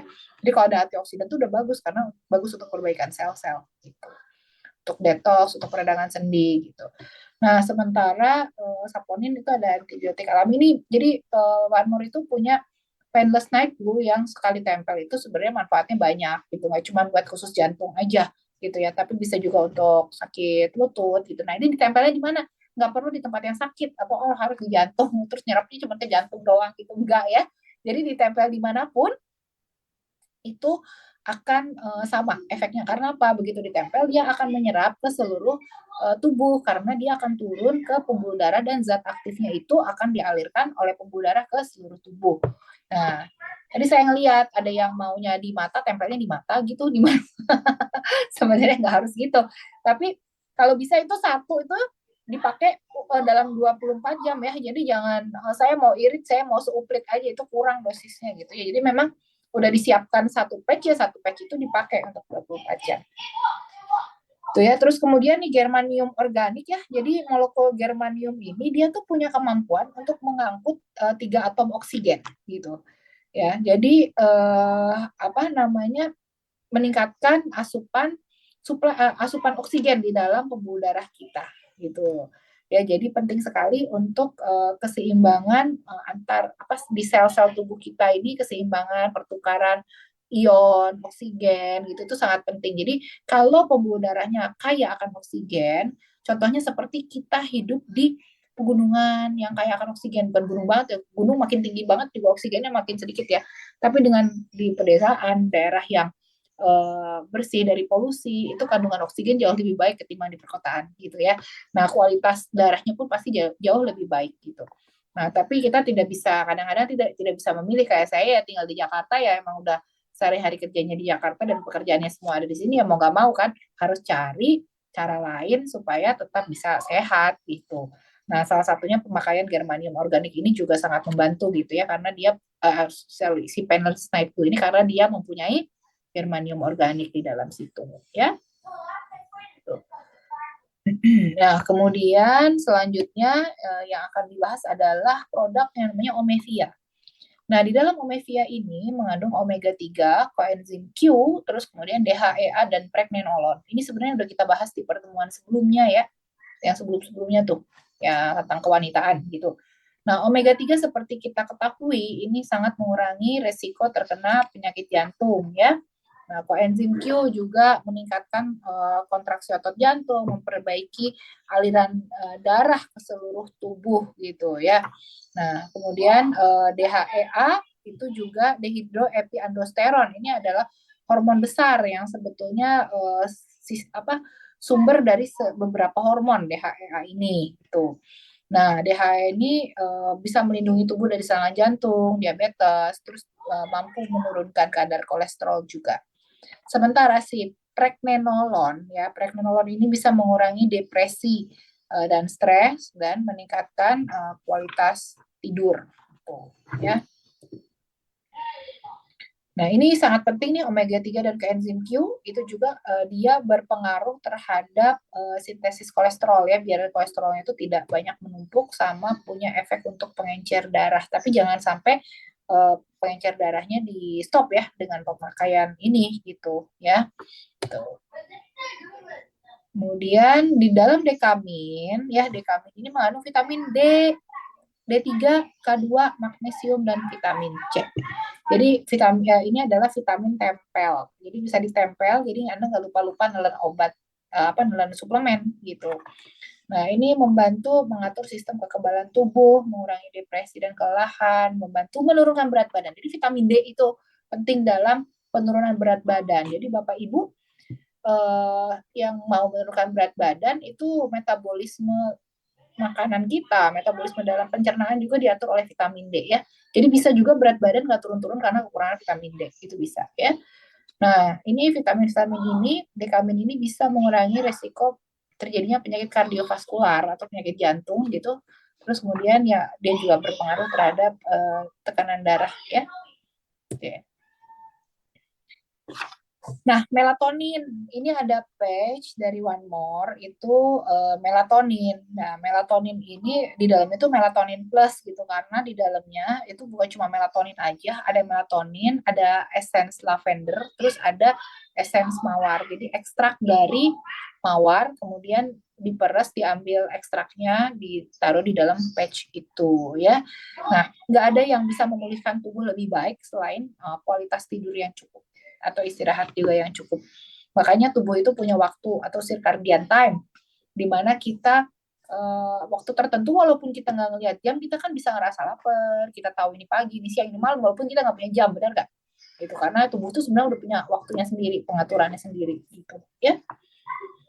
Nah, manfaat dari patch ini adalah membantu mengontrol sistem kardiovaskular, membantu mencegah gangguan tidur, karena kalau ada orang punya gangguan tidur itu mengakibatkan fungsi jantung dan tekanan darah buruk. Ada orang yang kurang tidur, tekanan darahnya jadi rendah. Ada orang yang kurang tidur, tekanan darah jadi tinggi.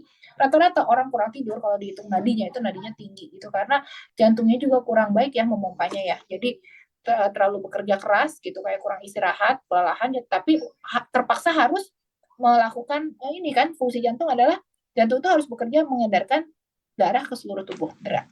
Nah, terpaksa melakukan itu ya akhirnya dia berdetak lebih cepat supaya darah itu tetap bisa tersalurkan. Gitu akhirnya lama-lama kelelahan ya. Nah, melatonin ini bisa mengurangi stres dan depresi. Oke, ini udah dibahas di sebelumnya tentang slim style, nanti nonton aja ya yang edisi sebelumnya. Yang jelas di dalam sini ada banyak nutrisi, contohnya spirulina, peptid, karnitin, jahe, teh hijau ya, terus banyak tuh guarana, terus garcinia gitu ya. Nah, ini bisa mengurangi rasa lapar. Ini coba yang lagi ikutan program Fat to Fit yang belum ikut minggu lalu ditonton ya edisi minggu lalu ya tentang slimming ini itu jangan lupa. Terus kemudian dibaca nih, kenapa kita memakai ini dan apa yang akan kita rasakan setelah kita memakai produk ini. Jadi bisa mendukung proses pembakaran lemak, ya, memiliki efek diuretik, terus kemudian bisa mengurangi rasa lapar. Jadi isinya tuh rasanya perutnya kenyang, jadi nggak craving makan lagi. Terus kemudian dia bisa menurunkan kolesterol karena meningkatkan metabolisme lipid dan glukosa, lemak dan gula gitu, ya. Terus ini ada vitamin juga, ini multivitamin sih sebetulnya ya, tapi multivitamin ini nggak ditelan, cuma ditempel gitu. Isinya asam folat, vitamin B1, vitamin E, B3, B12, dan C. Nah, ini melancarkan peredaran darah, mendukung kinerja jantung, membantu mengubah karbohidrat itu dan gula ya untuk mensuplai energi yang dibutuhkan oleh tubuh menjadi ATP atau energi. Jadi makanan yang kita makan itu dirubah jadi energi, bukan makanan yang dimakan dirubah jadi lemak gitu. Hingga menurunkan resiko serangan jantung, mengatur tekanan darah dan kolesterol. Nah, bagi Anda yang senang berolahraga, gemar berolahraga, itu sangat baik sekali. Tetapi bukan berarti dengan Anda berolahraga, rajin berolahraga, itu pasti akan terhindar dari serangan jantung.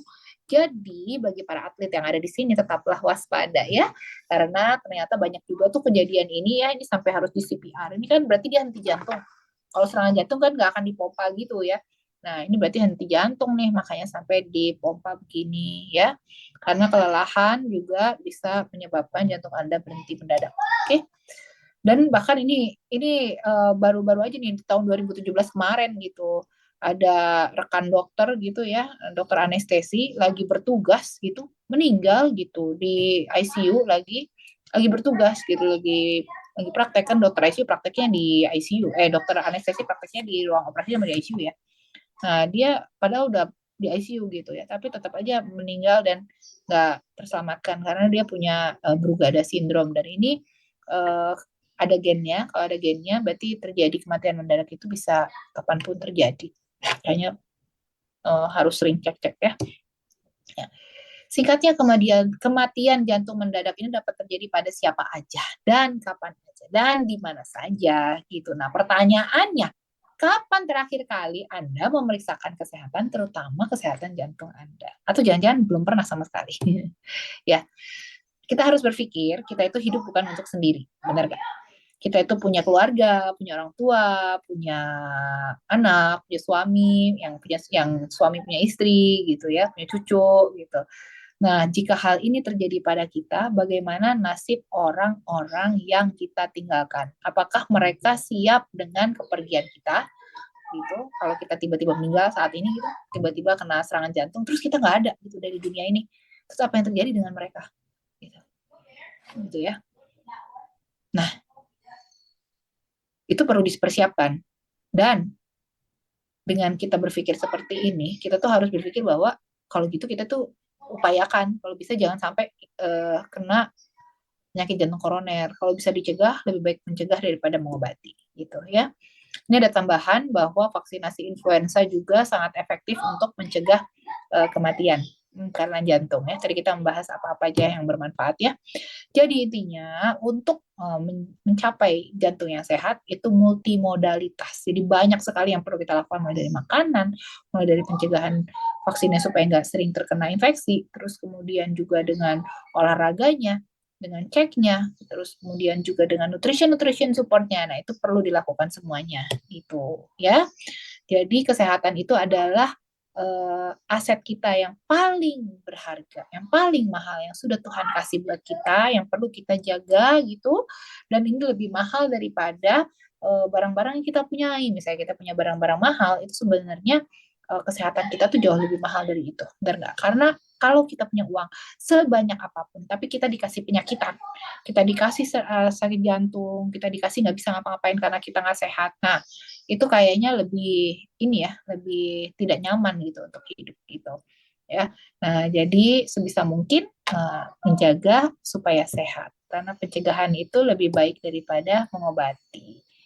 Gitu, barangkali saya kembalikan kepada Bu Made sesi kita kali ini. Baik, terima kasih dokter. Saya serem dengar materinya, tapi Oh luar ya, biasa ya, mengingatkan kita ya, jadi harus lebih waspada. Kita kasih angka 99 dong buat dokter Meta. Luar biasa ya materi malam ini.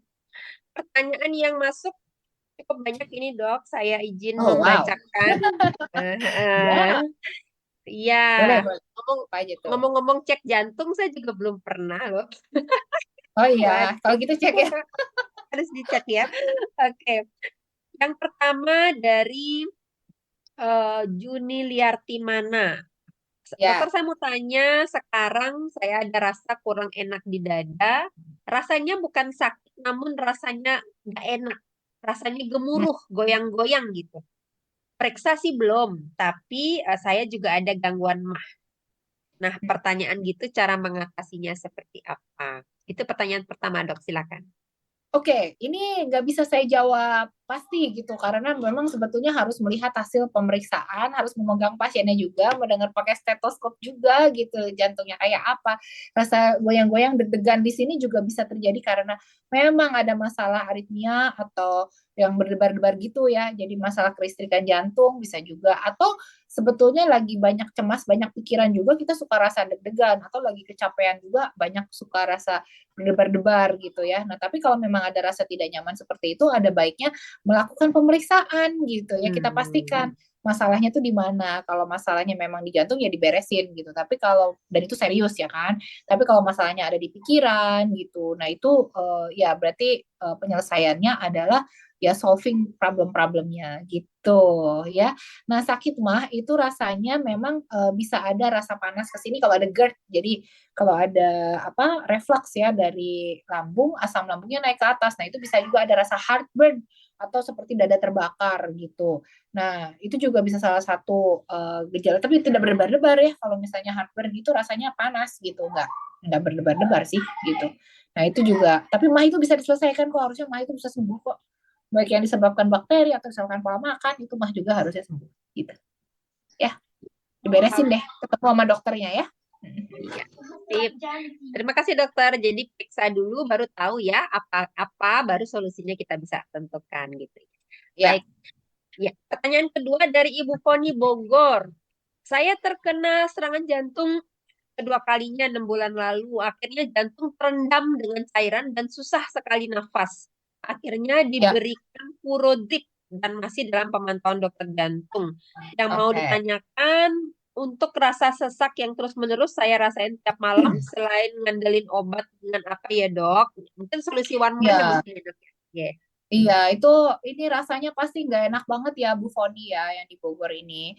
Eh, Itulah Ibu, Bapak Ibu ya. Di sini kita juga sama-sama belajar ya dari pengalaman teman-teman kita semua yang ada di sini ya. Jadi kalau serangan jantung, jantung itu kan berarti ada yang tersumbat tuh, terus kemudian ada bagian jantung yang tidak bisa berfungsi lagi gitu, terus kemudian jantungnya bagian lainnya tetap tetap harus gerak kan, akhirnya jantungnya makin lama makin lelah dan akhirnya makin bengkak. Setelah bengkak akhirnya jantungnya overload, jadi banyak cairan, akhirnya lama-lama jantungnya lelah, makin lelah banget gitu, jadi dia tuh jadi kayak balon.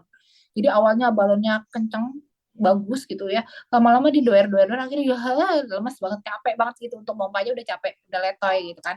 Tapi nggak usah khawatir ya Ibu, maksudnya bukan nggak usah khawatir, ini harus ditangani dengan baik gitu ya, karena nanti ada komplikasi untuk ke arah ginjal dan sebagainya, harus dicari balance-nya. Ibu tidak boleh sampai lose control atau kelupaan minum obat. Jadi sebelum obat habis itu harus kontrol ke dokter. Jadi tidak ada yang namanya 1 hari tanpa menggunakan obat. Pasti ibu dikasih, ini kan furodrip, dikasih furosemid drip ya. Nah itu supaya banyak ngebantu supaya cairan itu bisa keluar dari jantung dan paru-paru ibu. Yang bikin sesak adalah penumpukan cairan di jantung, dan juga mungkin kalau kalau ibu di ronsen sudah ada juga tuh yang namanya edema paru atau penumpukan cairan di paru-paru karena jantungnya tidak bisa pompa dengan baik gitu. Nah, caranya adalah dibantu dengan dikeluarkan secara paksa oleh furosemid atau obat-obatan itu ya. Nah, untuk menambah energinya, kan pasti rasanya sesak ya, ibu jalan juga capek, jalan 100 meter juga rasanya capek, bener kan? Gitu. Terus nah rasa-rasa capek, rasa lelah itu ibu bisa tambahkan produk One More. Nah, vitamin B itu, vitamin yang B12 itu dipakai tiap hari supaya bisa memberikan energi. Karena vitamin B12 ya, yang vitamin B plus itu ya, itu adalah vitamin energi gitu. Dekamin juga sama ya. Jadi dipakai itu kalau pakai semuanya, tapi obat-obatan dokternya jangan dilepas ya. Itu ibu akan merasakan energinya juga bakal berubah gitu ya. Nah, terus sambil dimonitor, targetnya adalah paru-paru tidak boleh ada cairan lagi, jantung juga sebisa mungkin, semaksimal mungkin ejection fraction, pasti ibu di USG jantung kan. Nah, ejection fractionnya juga meningkat gitu. Jadi intinya si jantungnya nggak terlalu lelah lagi gitu. Diusahakan seperti itu memang ya. Nah, ini sudah komplikasi, jangan sampai terjadi komplikasi ke arah ginjal. Gitu. Itu rekomendasi produknya tadi udah saya berikan. Nanti di sini slide yang tadi PDF-nya mungkin ya, itu bisa dikasih sih. Jadi bisa Ya. baca ulang lagi ya. Baik, baik, baik. Ya. Nanti untuk materi PDF tadi juga sudah ada yang bertanya di chat, boleh minta ke leadernya masing-masing karena nanti akan dibagikan di grup leader ya, Bapak Ibu ya. Baik, Dok, saya bacakan lagi pertanyaan selanjutnya dari Robi Pontianak. Apakah ada pengaruh dari tinggi rendahnya imunitas seseorang, seperti orang yang kena autoimun itu berisiko lebih tinggi terkena serangan jantung? Ya, silakan, Dok. Jadi autoimun itu harus dicari autoimunnya apa ya. Karena kalau kayak SLE gitu itu bisa kena ke berbagai organ, salah satunya juga jantung gitu. Jadi harus dicari autoimunnya apa. Terus kemudian jenis autoimunnya juga apa, autoimun juga banyak macam-macamnya ya gitu. Jadi bisa aja, tapi nggak semua autoimun ke jantung. Ya, Oke. baik. Baik. Selanjutnya Dari Ibu Rida Bukit Tinggi, suami saya divonis katup jantung bermasalah, dokter menganjurkan operasi, katupnya diganti. Namun pada saat operasi ternyata bukan diganti, malah diperbaiki. Pertanyaan saya, kenapa ada perubahan tersebut saat operasi, dan apakah setiap katup yang bermasalah itu harus dioperasi? Dan apa penyebab katup jantung itu bermasalah? Ya, demikian. Oke. Ini pertanyaannya sulit dijawab ini karena saya bukan dokter yang operasinya, jadi saya nggak tahu kenapa itu jarinya dan diganti jadinya dibetulkan ya. Mungkin tapi mungkin itu ditemukan tidak mungkin ya. Ini kemungkinan karena kan nggak turun ke operasinya sendiri, jadi nggak tahu bisa menjawab dengan pasti nih. Cuma saya meraba-raba aja di ya di Bukit Tinggi. Wah, luar biasa semangat nih dari jauh-jauh nih ya. Mungkin kelainan katup jantungnya itu masih bisa dioperasi misalnya. Itu juga macam-macam kelainan katup jantung itu bisa macam-macam Bu. Bisa masalah bakterial endokarditis, contohnya di katupnya itu kan katup tuh kayak pintu ya. Misalnya di pintunya itu berat karena ada deposit bakteri nempel di situ. Akhirnya si pintu jadi susah, kayak kita pintu tuh banyak kotorannya, ada dinding, ada rayap, ada sarang rayap nempel, sarang rayapnya dikerok aja selesai, bener nggak harus si pintunya kita ganti gitu ya. Nah mungkin dokternya melihat itu kalau tidak terlalu fatal sampai harus diganti satu klep, satu pintu harus diganti semua gitu, mungkin seperti itu ya. Yang penting sekarang dilihat setelah dioperasi itu bagaimana harusnya fraksi ejeksi, atau fraksi ejeksi itu pompa ya, kemampuan pompanya itu bagus, targetnya kan seperti itu. Terus kemudian pas lagi ultrasound gerak katupnya juga baik gitu, terus tidak ada percampuran darah bersih dengan darah kotor, tidak ada reflux. Jadi kalau misalnya ketutup tuh benar ketutup, jadi nggak ada begitu ketutup ada yang molos gitu darahnya. Nah yang penting seperti itu aja itu ya, dilihat. Kalau pastinya gimana nggak tahu ya. Ya, baik, Oke. dok. Ya, terus selanjutnya dari Ibu Yuni, Bekasi. Kolesterol saya tinggi, tapi tekanan darah saya rendah. Dan saya pernah mengalami dada sakit, debar-debar, keringat dingin, lemes, tidak berdaya, dan lemes berlangsung 8 hari. Ngomong aja nggak bisa. Usia saya baru 47 tahun. Mohon solusinya. Oh, waduh, 8 hari nggak bisa ngomong, Bu. Itu 8 hari nggak bisa ngomong itu sebuah masalah. Ibu dirawat di rumah sakit nggak saat 8 hari nggak bisa ngomong? Ini belum jelas sih penyakitnya apa ya, karena kalau 8 hari nggak bisa ngomong itu banyak gitu loh. Bisa terjadi karena ya stroke yang terkena ke arah apa, misalnya stroke di lobus yang untuk berbicara terganggu bisa gitu ya. Terus kemudian kalau dada sakit, debar-debar keringat yang tadi gejala-gejala tadi itu bisa jadi dari serangan jantung, ya bisa juga dari MAH gitu, itu mirip juga, bisa juga dari ansietas atau kecemasan yang berlebih, lagi punya banyak masalah, lagi punya beban berat banyak gitu. Itu juga bisa terjadi seperti itu gitu. Nah, termasuk yang nggak bisa ngomongnya, itu juga harus dicek benar-benar pelok, nggak bisa ngomong, atau misalnya ibunya udah punya memikir mau ngomong sesuatu tapi nggak bisa keluar dari mulut, kamu mulutnya nggak bisa gerak, nah itu perlu diakses sih. Nah, itu kurang detail dan kurang kurang detail informasinya gitu ya. Terus kemudian yang jelas ini kolesterol yang tingginya harus diturunkan. Nah, kolesterol itu ada 4 komponen ya. Ada kolesterol HDL, kolesterol baik tuh, ada kolesterol yang jahat, kolesterol LDL yang harus diturunin ya di bawah 100 ya. Terus kemudian ada juga trigliserid nih. Trigliserid ini kolesterol yang berasal dari gula, itu harus di bawah 150. Nah, kolesterol totalnya harus di bawah 200. Itu yang PR harus diturunkan gitu ya. Tuh. Nah, terus yang lemes-lemesnya semoga sekarang udah nggak ada ya. Kan sekarang udah nggak apa-apa kali ya. Nah, itu yang penting dikontrol aja, dan saya belum jelas sih ini detailnya kenapa. Baik, ya baik. Ini pertanyaannya tambah tambah banyak nih, dok. Tambah malam, tambah banyak. Oh, Coba wow.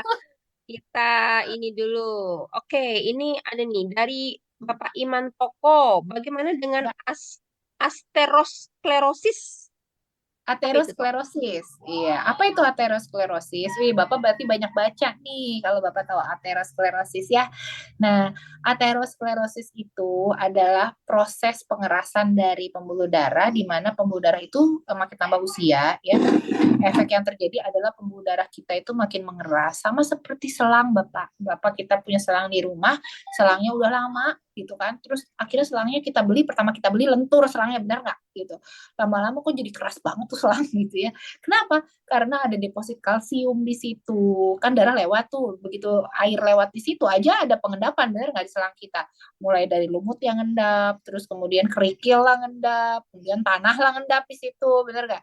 Nah, itu juga yang terjadi di pembuluh darah kita kalau misalnya kita di darahnya tuh nggak clean gitu, makannya nggak beres, makannya nggak bersih gitu ya, itu lemaknya nasi Padang nempel di situ gitu.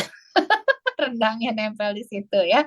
Nah, gitulah. Jadi terjadi pengerasan pada pembuluh darah, terus kemudian terjadi deposit lemak, akhirnya lemaknya menetap ada di situ dan bisa terjadi serangan jantung. Itu adalah proses namanya aterosklerosis gitu. Ya, baik dok. Ini pada Ya, seru banget nih, saya lihat nih ada yang lagi sambil nyuci piring, ya ngedengerin, ada yang sambil tiduran, ada yang pokoknya seru banget nih malam-malam ini. ketinggalan informasi kayaknya nih dok. Ya, mohon Bapak Ibu dikondisikan ya kalau mau on kamera ya. Kalau enggak Enggak on apa-apa off kok, udah kita dong. seru-seru Saya. aja. Malahan saya seneng kalau bisa bisa ngeliat gitu ya. Oh, lagi pada seru-seru nih. Iya, Ada yang masih baik. dandan, ya, ada yang lipstiknya masih dipakai, hebat. Ya, dari Oke. Bapak Toto Mojokerto, otot jantung ada jenis otot yang ada pada jantung dan kalau rusak katanya tidak dapat sembuh. Pertanyaannya, apa yang terjadi jika otot jantung pada manusia tidak bekerja dengan baik? Oke, otot jantung itu kita bayangkan seperti balon, ya.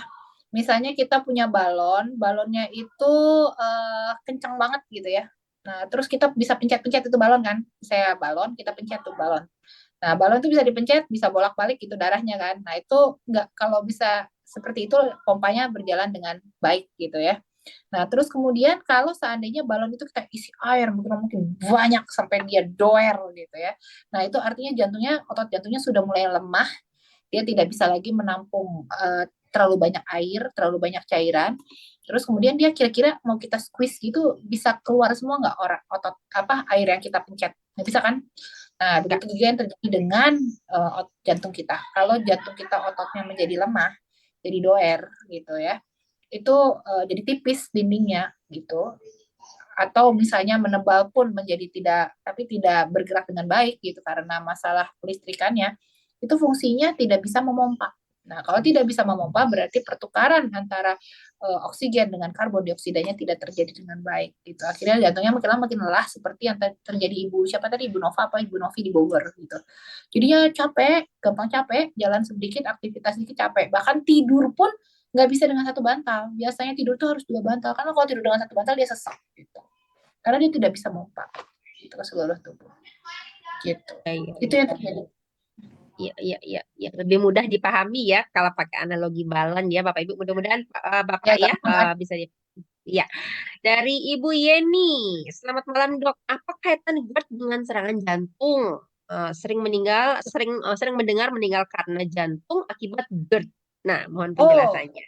ya, ini baik yang sering itu ya. Hati-hati sakit mah. Sakit mah bisa menyebabkan meninggal gitu ya. Nah, itu enggak, sebenarnya itu salah kaprah banget itu istilah. Tapi saya sampai saat ini memang sering banget tuh dengar ada orang hati-hati sakit mah nanti bisa meninggal, akhirnya jadi sakit jantung gitu. Sebenarnya salurannya juga beda, persarafannya juga beda gitu ya. Jadi sakit mah itu adalah masalah di saluran cerna. Sakit jantungnya di jantung. Dan antara saluran cerna dengan jantung itu juga tidak nyambung gitu ya. Nah, cuman karena lokasinya tumpang tindih di dada kita gitu antara jantung dengan eh, itu lambung itu kan atasnya ada yang namanya esofagus tuh selangnya tuh. Nah, kalau misalnya dari lambung itu keluar asam lambungnya atau sakit mah itu kan rasa di esofagusnya di selang itu tuh sakit ya. Nah, itu rasanya tuh mirip seperti serangan jantung. Tetapi kalau yang namanya GERD atau mah yang naik ke atas itu paling paling paling juga bukan tidak berbahaya tapi bisa menyebabkan radang pada esofagus tapi tidak menyebabkan kematian saat itu gitu. Nah, yang bahayanya adalah orang yang sebetulnya sakit jantung, tapi rasanya kayak mah. Karena Hmm. lokasi jantung pun di situ. Nah, jantung kita tahu, jantung kita tuh sebenarnya besarnya itu sebesar kepala tangan kita. Ya. Nah, jantung kita itu posisinya kan jantung kita kan ada di sebelah kiri kita gitu ya. Nah, terus kemudian di sini itu di tepat di bawahnya sebelah kiri juga ada lambung. Nah, terus kemudian ujung jantung itu kalau yang segmen inferior, jadi di jantung itu kita bagi berbagai segmen gitu. Nah, segmen bawah itu ujungnya nempel sama lambung. Kalau dia sakit rasanya kayak sakit lambung. Padahal dia sakit jantung. Nah, itu yang kejadian meninggal atau misalnya habis rasa kayak apa kayak masuk angin terus kemudian dikerok terus kemudian meninggal. Itu bukan sakit mah, tapi itu adalah sakit jantung gitu. Oke, jadi kayak kayak salah diagnosa sendiri mungkin gitu ya, Dok ya. Sebetulnya memang Iya. jantung ya, bukan mah Jadi gitu sakit ya. mah itu harus hati-hati. Jadi orang merasa sakit mah itu harus bawa ke UGD sebenarnya. Kalau sakit mahnya berat gitu ya harus Hmm, bawa ke UGD karena takutnya itu bukan mah tapi serangan jantung. jantung. Wah, ini ya. Baik, baik. Baik, Dok, saya lanjutkan dari Ibu Nur Hayati. Tiba-tiba dibangunin tidur, jantung terasa berdebar-debar. Oh, jadi tiba-tiba dibangunin saat tidur, jantungnya berdebar-debar. Apakah termasuk penyakit jantung gitu? Nah, itu harus dicek apalagi kalau ibu misalnya usianya udah 40 tahun ke atas atau hampir 50 gitu ya yang udah masuk premenopause gitu ya. Itu udah harus dicek itu sakit jantung atau bukan. Bisa jadi ya, karena kan tadi kita tahu wanita itu banyak kejadian serangan jantungnya saat malam hari gitu, ya. Nah, jadi ya perlu dicek sih, dan semoga bukan. Ya, kayak ini bisa jadi juga kaget, Dok, karena beliaunya tiba-tiba dibangunin, mungkin kayak orang kaget gitu ya. Iya, Tiba-tiba bisa jadi dibangunin, gitu. jadi lagi tidur, Atau dibangunin. iya, atau bisa juga karena mimpi gitu. Misalnya kita lagi ada masalah apa, terus terjadi gangguan tidur. Nah, terus kita nggak sadar mimpinya apa, itu kan gelombang otak ya, mimpi itu terjadi karena Ya, ada gelombang otak gitu. Nah, impuls gelombang otak itu campur aduk di otak kita ya, kadang-kadang kalau mimpinya juga lagi dikejar apa gitu ya, lagi kejar sesuatu ya deg-degan juga, Bu. Gitu. mimpi Makanya lari. semoga bukan. Iya, lagi Ya, lari mimpi. betul-betul. Baik, baik. Ini dari Bapak Herman Rona. Omivia bagus untuk jantung. Kalau ada tumor di payudara, apakah juga boleh Omivianya digunakan? Mungkin gitu maksudnya. Oh iya, kalau seandainya ada masalah apa tumor di payudara, ya itu tidak jangan pakai Omevia karena Omevia banyak mengandung hormon-hormon ya. Jadi kalau kayak ada tumor di kandungan, tumor di payudara itu tidak menggunakan Omevia dan tidak menggunakan yang ada vitamin E-nya. Ya, di apa namanya tadi ada vitamin E-nya itu B12 apa plus. ya B12 plus itu juga jangan ya karena ada vitamin E-nya di dalam situ. Gitu. Hmm, Ya, tumor itu ya. bisa menyebabkan karena dia akan berpengaruh terhadap hormonalnya gitu. Hmm, baik, baik, Tapi baik. bukan berarti kalau nggak ada, oh berarti saya harus hati-hati dong. Apa namanya? Berarti saya harus hati-hati nggak boleh pakai nanti bisa mencetuskan tumor itu enggak. Sama seperti orang yang kalau udah ada apa ada cancer payudara atau cancer ovarium gitu, itu kan tidak boleh banyak makan mengandung vitamin E. Jadi toge juga nggak boleh gitu kan, toge juga nggak boleh. Bukan berarti orang sehat nggak boleh makan toge nanti jadi kanker kan nggak begitu analoginya, ya. Oke. Baik, baik. Baik, ada dari Bapak Thomas Patrik. Kalau kanker leher, apa cadangan koyonya? Apa jenisnya mungkin gitu maksudnya ya? Apa jenisnya dan penggunaannya? Oh, ini ya, Dok. Agak keluar Ntar, dari topik sedikit, kanker leher nanti ya. ya dibahasnya ya, nanti dibahasnya ya kalau untuk kanker ya. Iya, Karena beda topik nih. iya, iya, iya. Kanker leher juga macam-macam Beda lagi. Ada topik ya. kanker, ada kelenjar getah bening, ada nasofaring, dan sebagainya gitu. Betul, betul. Iya. Ini Ada saya tiroid. betul. Ada lagi kalau dada tiba-tiba sakit dan berkeringat dingin, apakah pertanda jantung bermasalah dari Bab Dian?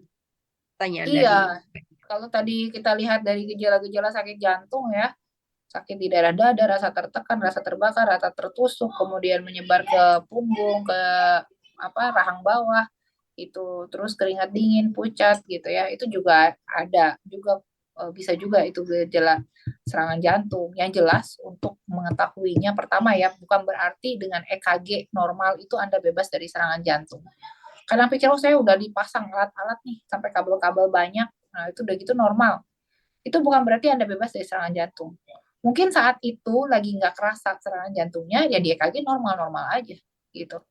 ya. Tapi pas lagi terjadi serangan jantungnya itu karena EKG itu hanya bisa mendiagnosa sebesar 30%. Jadi 70% itu ketutupan. Yang paling jelas untuk melihat bagaimana keadaan deposit lemak di jantung kita itu adalah dengan pemeriksaan kayak CT scan gitu, tapi CT scan untuk jantung, CT scan untuk pembuluh darah koroner. Nah, itu yang paling tepat karena kita bisa melihat dengan detail penumpukannya, terus penyempitannya gitu. Ya, itu yang paling tepat. Gitu. Tapi bisa selain misalnya CT scan mahal, kita bisa juga. Jadi kalau punya budget ya bisa melakukan CT scan. Tapi kalau tidak punya budget ya bisa melakukan treadmill test. Jadi EKG kayak dipasang alat-alat, tapi sambil kita dipacu olahraga sampai heart rate-nya naik. Nah, kalau lagi exercise itu tidak terjadi serangan jantung, berarti itu aman. Tapi kalau pas lagi exercise itu ternyata ada gelombang-gelombang serangan jantung, berarti hati-hati, itu bisa terjadi serangan jantung saat lagi aktivitas fisik. Gitu. Hmm. Ya, ya, baik. Kuncinya di pemeriksaan gitu ya, Dok ya. Ya, baik. Ini ada pertanyaan yang agak sedikit keluar dari topik. Apa ada kesamaan antara lupus dan autoimun dari Bapak Saiful? Lupus itu adalah bagian dari penyakit autoimun. Jadi penyakit autoimun lain tuh banyak. Selain lupus, ada Sjogren syndrome, ada banyak sih. Ada apa namanya, ada myositis gitu. Terus ada sindrom-sindrom yang lain lagi gitu. Jadi lupus itu ada, atau SLE ya, systemic lupus erythematosus, atau kita bilang lupus, itu adalah salah satu jenis penyakit autoimun. Ya, ya. Baik. Ya, saya lanjutkan. Ini Bapak Soekardi ini harusnya beliau ikut kelas kita nih, Dok. Pertanyaannya, beliau berat badannya 80, tinggi 165, usia 54. Berapakah berat badan ideal saya? Nah, ini nanti kita belajar ya Waduh, di kelas. Tinggalan ini kayaknya beliaunya, tinggalan kelas ya.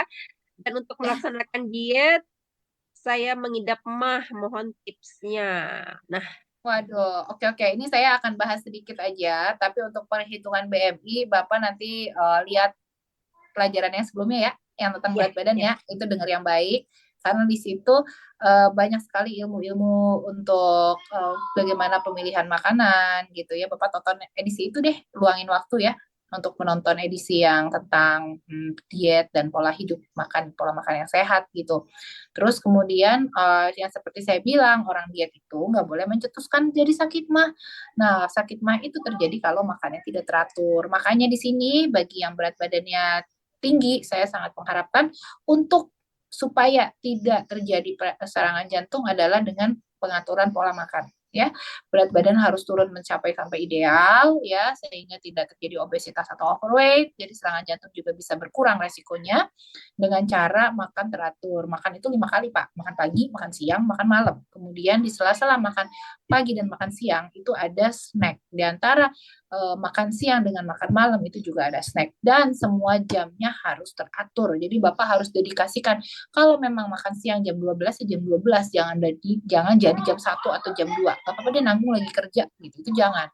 Kalau jam 12 ya jam 12, makan gak butuh lama kok. Makan 10 menit, 15 menit selesai. Bisa masa 15 menit aja Bapak nggak bisa tukar waktunya gitu ya. Nah, jadi makan itu nggak perlu sampai saya harus mendedikasikan waktu makan saya itu 1 jam, itu ngabisin waktu namanya.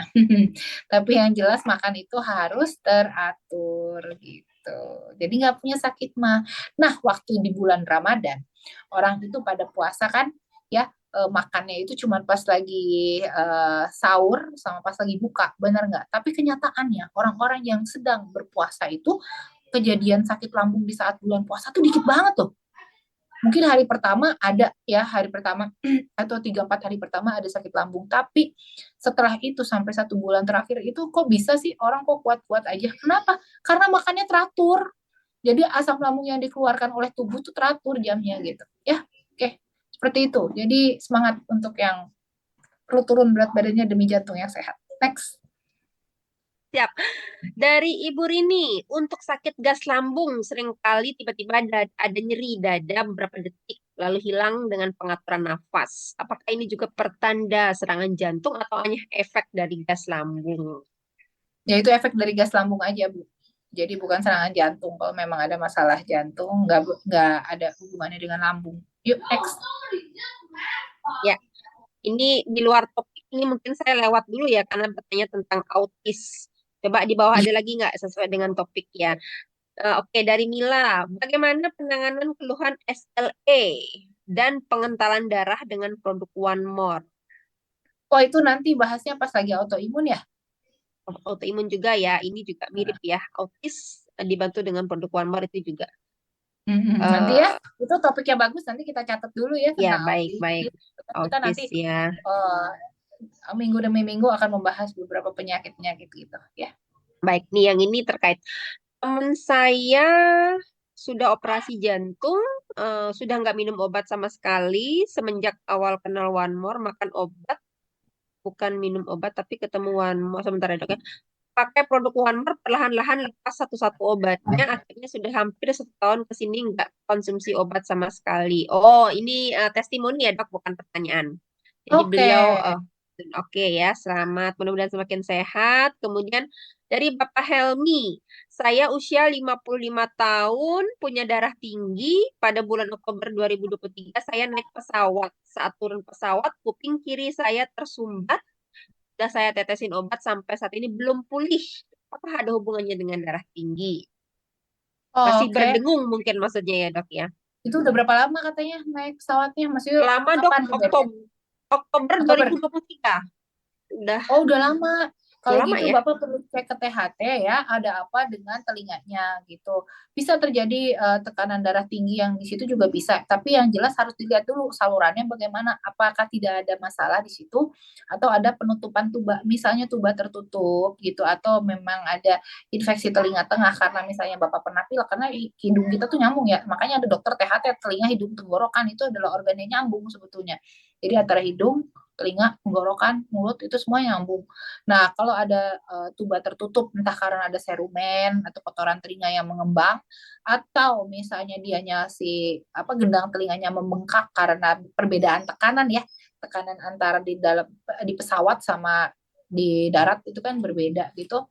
Nah, itu bisa terjadi oklusi atau apa namanya, jadi kayak pembengkakan di apa di membran timpani di apa tuh gendang selaput gendang telinga gitu. Nah itu juga bisa merupakan penyebab dari rasa kuping ketutup gitu ya. Jadi ntar ke dokter THT dilihat dulu penyebabnya apa. Ya kalau tensi tinggi ya kan gampang Pak, tinggal diturunin tensinya harus sampai normal gitu. Ya. Ya, baik. Saya lanjut dari Goa, Sulawesi Selatan. Saya juga divonis bermasalah dengan katup jantung, eh, mitral gitu ya. Mitral saya Ya. berat, dok, dan harus dioperasi. Jadi saat ini saya lagi menunggu antrian dari PJN Harapan Kita. Yang ingin saya tanyakan dok, apakah jenis operasi besar atau gimana? Soalnya saya takut dioperasi. Semua yang namanya operasi jantung itu tergolong operasi besar karena walaupun cuma diganti katup kecil gitu ya, tapi itu tergolong besar karena jantung itu organnya salah satu organ yang paling penting dalam hidup kita, jantung, otak gitu ya. Jadi itu pasti tergolong operasi besar gitu ya. Nah, nggak perlu khawatir sekarang itu operasi itu banyak ininya, banyak apa, banyak amannya kok gitu dan banyak yang selamatnya kok gitu. Justru kalau nggak dioperasi nanti kelainannya makin memberat gitu kan. Nah, terus dipakai juga nutrition supportnya gitu ya untuk produk One More boleh dipakai gitu ya. Tapi operasinya tetap jangan ditinggalkan kalau memang kelainannya harus dioperasi ya dioperasi gitu. Ya. Ya, baik. Sambil menunggu jadwal operasi ya, Ibu dirutinkan one more-nya. Dari Ibu Vini, dok kalau naik tangga terkadang terengah-engah, apakah itu gejala jantung? Kalau apa terengah-engah? Pas naik tangga dok, terengah-engah. Iya, tangganya naik tangganya seberapa banyak harus sampai ngos-ngosan. Pertama, dilihat berat badan ibu udah ideal apa belum? Karena kalau berat badan tinggi, obesitas juga sama, naik tangga juga ngos-ngosan gitu ya. Terus kemudian kalau tidak pernah melakukan aktivitas fisik, terus kemudian naik tangga yang ngos-ngosan. Nah, tapi kalau seandainya memang tangga rumah tangga doang biasa, ibu ngos-ngosan naiknya, padahal biasa tuh naik tangga itu gitu ya. Nah, itu bisa jadi gejala sakit jantung. Jadi harus dilihat tuh jantung, tekanan darah pada tinggi, berat badannya gimana. Nah, kalau ada risiko tekanan darah tinggi, kolesterol tinggi, tambah lagi berat badan yang tinggi, itu udah berapa faktor resiko tuh, tambah lagi gula darah tinggi. Nah, itu udah berapa banyak faktor resiko untuk terjadinya serangan jantung. Bukan serangan jantung sih, jantungnya heart failure mungkin, gagal jantung kali itu, bukan serangan jantung ya. Ya, baik, baik. Pak Robi lagi tadi ada yang ketinggalan, katanya pemeriksaan apa saja yang bisa dilakukan untuk tahu kondisi jantung kita sehat apa tidak? Periksa rutin Ah, atau berkala? Gitu. Oke, jadi kalau untuk pemeriksaan kesehatan jantung nggak bisa cuma ketemu sama dokter, didengerin pakai stetoskop gitu ya. Itu hanya bisa mendengarkan suara bunyi jantung gitu. Karena kalau suara bunyi jantung itu kalau ada yang nggak normal, udah pasti jantungnya ada masalah gitu. Tapi kemungkinan dari katup gitu ya masalahnya. Atau mungkin ada yang bocor-bocor, nah itu kedengeran pakai stetoskop. Tapi kalau penyumbatan jantung nggak bisa tuh didengar pakai stetoskop. Ada yang nyumbetnya nggak ada suaranya tuh kalau nyumbet itu ya. Nah, jadi yang bisa dilakukan adalah pemeriksaan darah. Darah itu cobalah kolesterol harus dinormalkan, tekanan darah harus dinormalkan, gula darah juga bisa dicek ya. Gula darah itu normal, HbA1c juga harus baik dan terkontrol. Kemudian untuk khusus jantungnya sendiri bisa dilakukan pemeriksaan EKG. EKG itu adalah rekam jantung yang menggunakan kayak kabel-kabel gitu ya. Tapi saya bilang tadi kalau normal belum tentu artinya benar-benar normal. Kalau kita mau lihat sebetulnya pembuluh darahnya seperti apa, itu pemeriksaannya melalui CT scan, namanya CT scan arteri koroner gitu. Nah, itu bisa dilakukan, misalnya sih hasilnya baik-baik aja, nggak ada penyumbatan, kalsium skornya juga rendah gitu, itu bisa dilakukan tiap 3 tahun gitu ya. Tapi kalau seandainya ada masalah ya perlu dilakukan setahun sekali. Terus kemudian bagi yang sudah pernah merasakan rasa serangan jantung itu mungkin bisa dicek juga tuh. Apalagi kalau misalnya habis ada rasa nggak enak di dada gitu ya, itu bisa cek namanya CKMB gitu sama troponin. Nah, itu adalah enzim-enzim jantung yang akan meningkat kalau ada serangan jantung. Dan ambilnya dari darah bahannya. Gitu.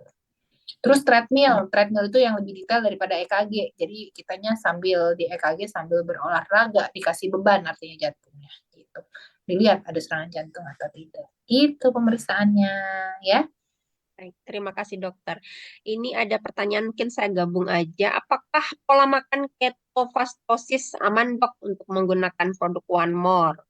Kemudian yang kedua, apakah kalau minum obat jantung pengaruh ke tensi selalu rendah ya? Ya, silakan dok. Oke. Jadi beberapa apa itu produk One More sama makan makan Keto. diet keto ya. Gitu. Diet keto itu ya nggak masalah, dipakai boleh aja. Cuma diet keto itu perlu kita ketahui ada plus minusnya untuk setiap diet. Kalau saya di dalam yang program Fat to Fit itu selalu memakai cara bukan cara yang sangat apa ya, sangat instan Ekstrim. gitu. Bukan ekstrim, tetapi memang memilih pola hidup yang baik, yang bisa sustainable dalam jangka waktu panjang dengan pemanfaatan gizi yang seimbang. Jadi jangan sampai kita diet tapi kekurangan nutrisi yang lain gitu. Kalau diet keto itu berarti kan banyak makan ini ya, banyak makan daging gitu kan. Tapi karbo juga dikurangin gitu ya. Tapi nah itu hati-hati. Nanti kita lihat kolesterolnya gimana, harus diamati sih gitu. Terus mineral-mineral yang lainnya karena yang didapatkan dari sayuran dan buahannya gimana gitu. Nah, itu perlu dicek juga gitu ya. Tapi untuk penggunaan produk One More itu mendukung diet, iya, karena saat diet itu kadang-kadang kalau tidak dilakukan dengan seimbang, itu akan ada zat-zat gizi yang berkurang, makanya kita perlu tambahkan dari luar. Gitu. Terus kemudian tadi pertanyaan nomor 2 apa ya? Minum obat jantung mengakibatkan tensi rendah. Apakah memang Oh iya, seperti itu? ada beberapa obat jantung yang menurunkan tensi. Contohnya kayak bisoprolol, dia melambatkan detak jantung daripada jantungnya cuk-cuk gitu. Dia pakai bisoprolol, detak jantungnya bisa lebih lambat ya, tapi tensinya juga lebih turun. Nah, tapi kalau terjadi penurunan tensi, misalnya biasa tensi tinggi terus lama-lama belakangan ini kok tensi udah terus ya. Kita harus lihat jangan-jangan jantungnya udah mulai bluer nih, kemampuan pompanya berkurang. Perlu dilihat itu sih, gitu. Oke. Baik. Ya, saya lanjutkan dari Ibu Siska. Dok, kalau darah encer dan bening, apakah kadar gula dan kolesterolnya juga berarti rendah? Apakah ada relasinya? Nggak ada hubungannya Bu antara terus darah itu nggak bisa dilihat isi kalau misalnya darahnya encer atau bening, darah bening Bu, darahnya bening gitu Bu, serius. Maksudnya ini kali ya, nggak semerah atau nggak Air. sepekat biasanya ya.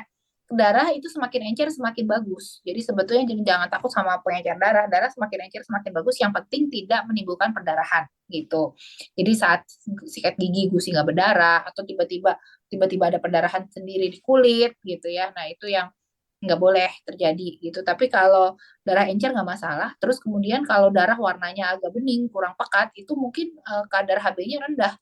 Anemia enggak gitu. Di bawah 10 jangan-jangan itu segitu. Terlalu kayak kayak kayak kayak nggak merah tua gitu ya warnanya ya. Nah harusnya kan merah tua gitu warnanya. Ya itu mungkin Hb bukannya bukannya. Dan kita nggak bisa ngeliat kolesterol dari darah dengan kasat mata gitu nggak bisa gitu. Harus dari lab. Baik, Ya, baik. Terima kasih mungkin dok. seru, Ini dari Bapak banyak banget. Thomas Malaysia. Oh Iya, iya, ini oke. tinggal Gimana? sedikit ini kayaknya. Saya Oke, ada kolesterol. Kalau lama berdiri, berjalan lama, paha selalu kebas. Apakah jenis PETS?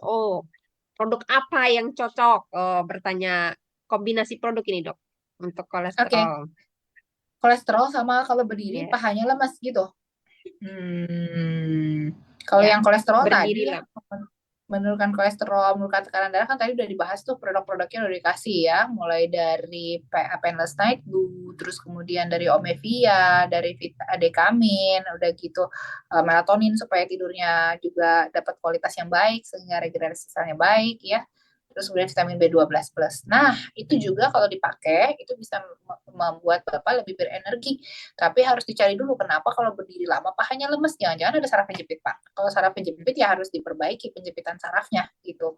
Memang pakai Painless Night Blue pasti lebih enak dan lebih nggak keras ototnya jadi nggak spasme ya gitu. Tapi tetap kalau ada saraf penjepit ya harus fisioterapi dan dilihat dulu maksudnya saraf penjepitnya sejauh apa. Kadang-kadang kalau terlalu berdiri lama masalah di pinggang kemeng itu dan paha lemas itu mungkin ada saraf kejepit di segmen di tulang belakang gitu. Jadi apa di lumbal gitu. Dan harus dicek juga sih gitu. Tapi kalau energi-energi ditambahnya dari nutrition supportnya Watmore juga bisa. Ya, baik. Ya. Ini, ini nanya kombinasi produk juga ini, Dok. Dari Ibu Mufidah, Pasuruan.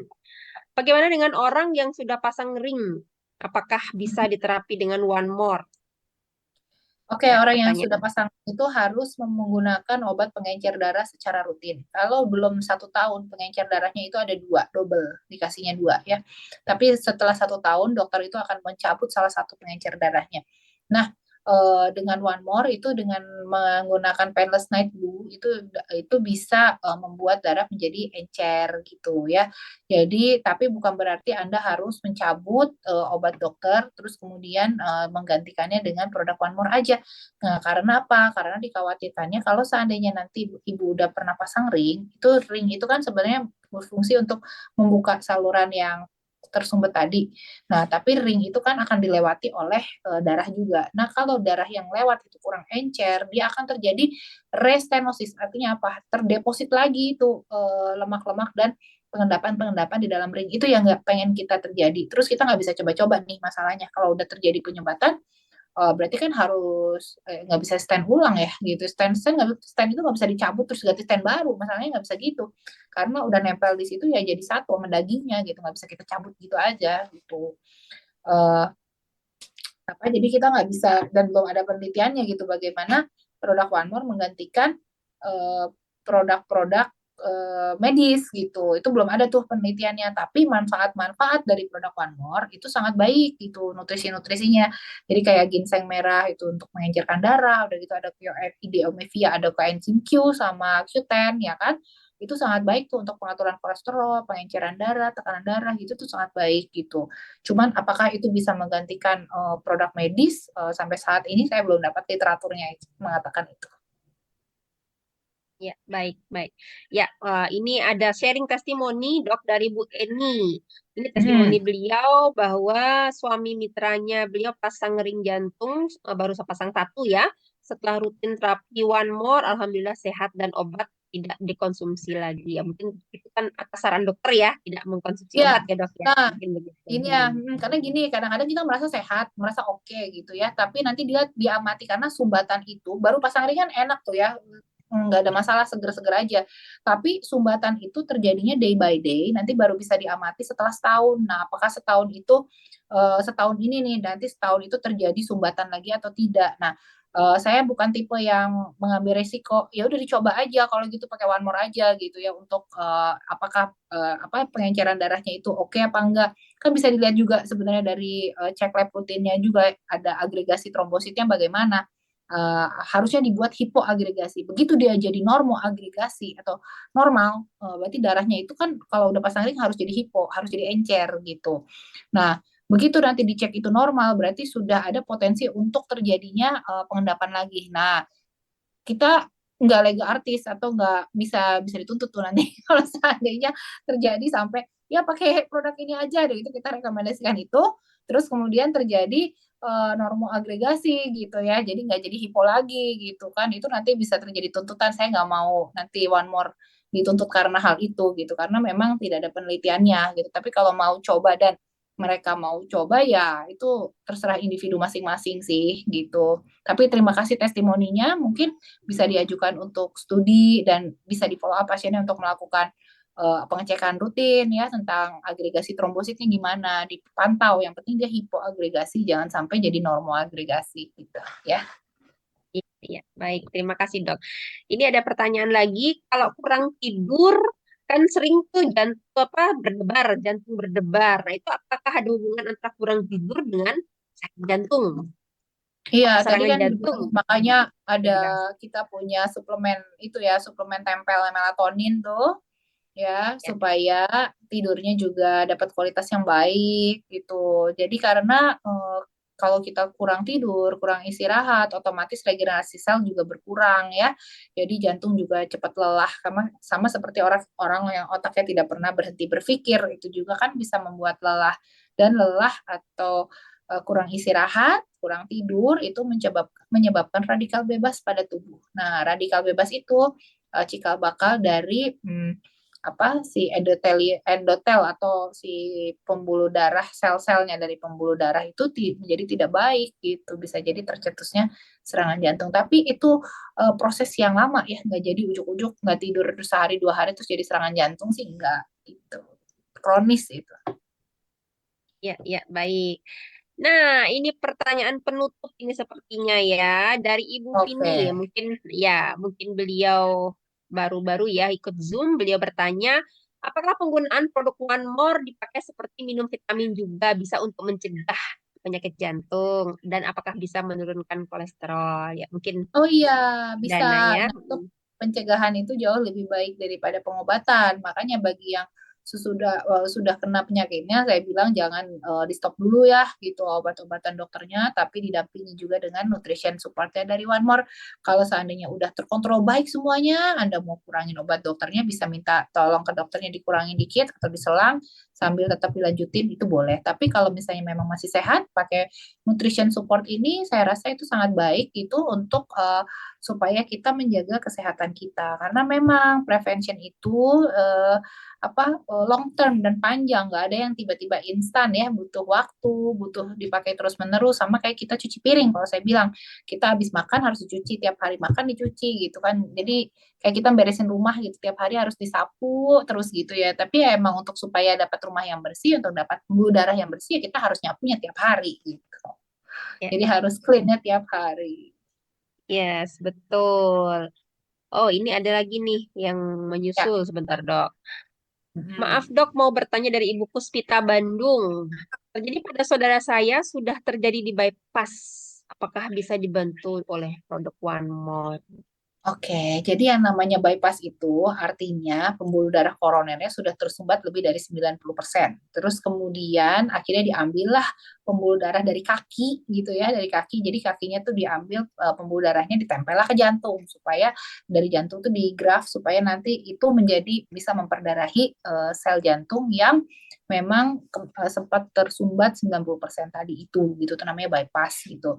Nah, dengan ada bypass pasti ada obat-obatan yang diminum kan. Nah, itu juga butuh nutrition yang baik gitu untuk menjaga supaya bypassnya juga, karena bisa juga terjadi penyumbatan nanti di tempat bypassnya gitu ya. Jadi sekarang sih dengan di bypass udah pasti jadi bagus lagi tuh jantungnya gitu. Tapi terjadinya penyumbatan itu bisa terjadi lagi. Karena kalau udah pernah sekali tersumbat, ya bisa tersumbat berkali-kali gitu kan. Tergantung pola hidup, pola kolesterol, pengaturan penyakit lainnya, dan risiko-risiko serangan jantungnya memang harus dikurangi gitu. Jadi boleh dipakai tuh produknya supaya mencegah terjadinya serangan ulang atau penumpukan ulang ya. Tapi bukan berarti gini loh, udah pakai produk One More terus kita bebas makan sebebas-bebasnya, bebas makan apapun yang kita mau, itu juga nggak bisa kayak gitu. Kan seperti saya bilang, untuk menjadi seseorang punya jantung sehat itu multimodalitas. Jadi berbagai cara harus dilakukan gitu ya. Jadi bukan cuma satu cara aja yang baik. Kalau satu cara aja, yang lain nggak usah dikerjain, bener kan? Betul, betul. Ya, ya. Ya, tadi Bu Puspita bilang juga ada komplikasi diabetes. Ya, mungkin sama ya yang tadi eh, yang tadi dokter sampaikan. Oh, oke. Mungkin satu lagi ini ya, Dok, ya ada yang menyusul. Ini sudah pukul 21:33. Mungkin satu lagi ya pertanyaan Pak. Ini mungkin yang terakhir ya. Dari Ya, Lampung, untuk anak usia 8 tahun sudah operasi jantung bocor tapi badannya kurus. Apakah boleh oke. kita berikan produk One More dan baiknya yang mana? Oh, oke. Ini untuk anak-anak yang penting tidak jangan Omevia ya, karena Omevia ada mengandung hormon gitu, itu tidak dianjurkan untuk anak-anak, tapi yang lain boleh. Jadi kayak Painless Night Blue, terus kemudian vitamin B itu tuh bagus banget, terus vitamin yang Dekamin, yang D3, yang DK, magnesium gitu tuh bagus ya untuk diberikan ya, kecuali yang Omevia. Melatonin saya rasa nggak perlu ya anak-anak ya, karena anak-anak kayaknya jarang ada gangguan tidur deh. Gitu. Yang ada tidur susah dibangunin ya. Mungkin yang hiperaktif mungkin Dok yang susah Oh untuk iya, itu bisa. istirahat. Bisa jadi ya Iya, Dok ya. ya Oke. betul. Oh ya Tapi ini kalau Ibu yang Vin. masalah berat badan kecil, nanti akan catch up. Kalau itu udah operasi kan ya, biasanya nanti catch up pelan-pelan si berat badannya. Ya, ya, ya, ya. Baik, baik, baik. Oke, Ibu Vini bertanya lagi, apakah ada efek samping Dok dari produk One More? Efek samping yang mungkin terjadi paling banyak, dan itu jarang terjadi juga sih gitu, adalah alergi, karena itu kan ditempel di kulit, ada lemnya gitu ya. Nah, itu kalau alergi sama bahan pembuatnya atau ada lemnya, ya bisa terjadi alergi, tapi itu jarang terjadi. Kalau terjadi ya berarti tidak boleh dikontinue ya, nggak boleh dilanjutin gitu. Kalau alergi itu biasanya bentuknya tuh bulat, seperti, atau bentuk bukan bulat, karena kan ada juga patch yang kotak ya. Nah, mengikuti bentuk patchnya gitu, terus ada di pinggir-pinggir gitu ya, terus merah Ya, melengkung. Nah, itu alergi, itu ya. tinggal dicuci aja. Tapi dengan transdermal ini, begitu alergi atau begitu ada efek yang tidak enak, ya tinggal dicabut aja terus langsung berhenti. Tapi kalau obat yang kita minum udah ketelan alergi, ya mau nggak mau ditunggu sampai habis obatnya, efeknya gitu. Ya. Ya, bisa juga karena kelamaan tempel, Dok. Kadang-kadang juga ada rasa gatal, mungkin harusnya udah dilepas masih dipakai gitu. Oh Jadinya, iya, sayang gitu ya. ya sayang. Jadi masih nempel, Bu. Sudah lewat dari seminggu Aduh. masih nempel. Saya biarin Oh aja. Nah, itu, gitu ya. ya, itu juga gatal. Iya Bisa benar, jadi. karena nyampe dua puluh Iya, empat jam ya, satu patch itu cuma 24 jam ya. iya. Ya, ini Dok tadi mungkin ada penegasan untuk yang Omevia tadi, yang anak-anak itu nggak bolehnya karena dia ada jantung bocor. Maksudnya dokter begitu kan? Bukan karena dia ada yang bocor, karena di dalam Omevia itu ada hormon pregnenolon, ada DHEA gitu. Koenzim Q-nya sih nggak masalah gitu ya, Iya. sama Q10-nya nggak masalah. Cuman dengan adanya perubahan hormon itu, apalagi kalau dipakai ke anak laki-laki gitu ya, nah itu jangan nanti berubah hormonnya gitu. Nanti ada ketidakseimbangan hormon di dalam tubuhnya dia. Gitu. Karena hormon anak-anak itu belum stabil begitu ya maksudnya ya Dok ya. Iya betul. Jadi kita jangan pakai yang berhormon gitu. Oh. Padahal omega 3-nya bagus ya Dok ya untuk kecerdasan kan? Kalau Omevia-nya Iya, itu. iya betul betul. Tapi itu nggak bisa sih buat anak gitu. Emang Ya, ditulis juga baik. kok di produknya di Turki tidak untuk anak-anak gitu. Iya, baik. Ya, baik Bapak Ibu, ini nampaknya sudah habis ya Dok kita bahas dan ini juga sudah pukul 21:36. Berarti kalau di Jayapura berarti 11:30 ini Dok. Di sini. Iya, udah harusnya tidur. Ya, nanti Iya, gimana kita majuin? iya baik. Kasihan juga. Ya, dan hari ini kita rekam Bapak Ibu. Jadi kalau ada yang mungkin tadi ada suara putus-putus atau apa, nanti boleh simak lagi rekamannya. Mungkin akan rilis 1-2 hari ke depan ya. Baik, Dokter Meta, terima kasih, ini ilmunya luar biasa, waktunya luar biasa ya, Bapak Ibu, teman-teman, terima kasih. Sampai dengan akhir ini 189 masih bertahan, wah luar biasa ya. Kita kasih dong angka 99 lagi buat Dokter Meta, sudah berbagi ilmu sama kita malam ini ya. Luar biasa. Dan buat teman-teman yang ikut program Cut to Fit, jangan begadang berarti Dok ya, besok kan harus mulai pagi-pagi ya Dok ya, harus segera istirahat. Oke, terima kasih Dokter Meta, terima kasih Bapak Ibu, terima kasih yang di belakang layar ya, ada Pak Taufik, ada Adik Rafan, ada Mbak Dewi, ada Mas Ridwan. Terima kasih waktunya teman-teman, sampai ketemu di Dokter Talk selanjutnya. Bye, thank you dokter. Ya, sama-sama. Mami tidur dulu ya. Tetap semangat. Semangat.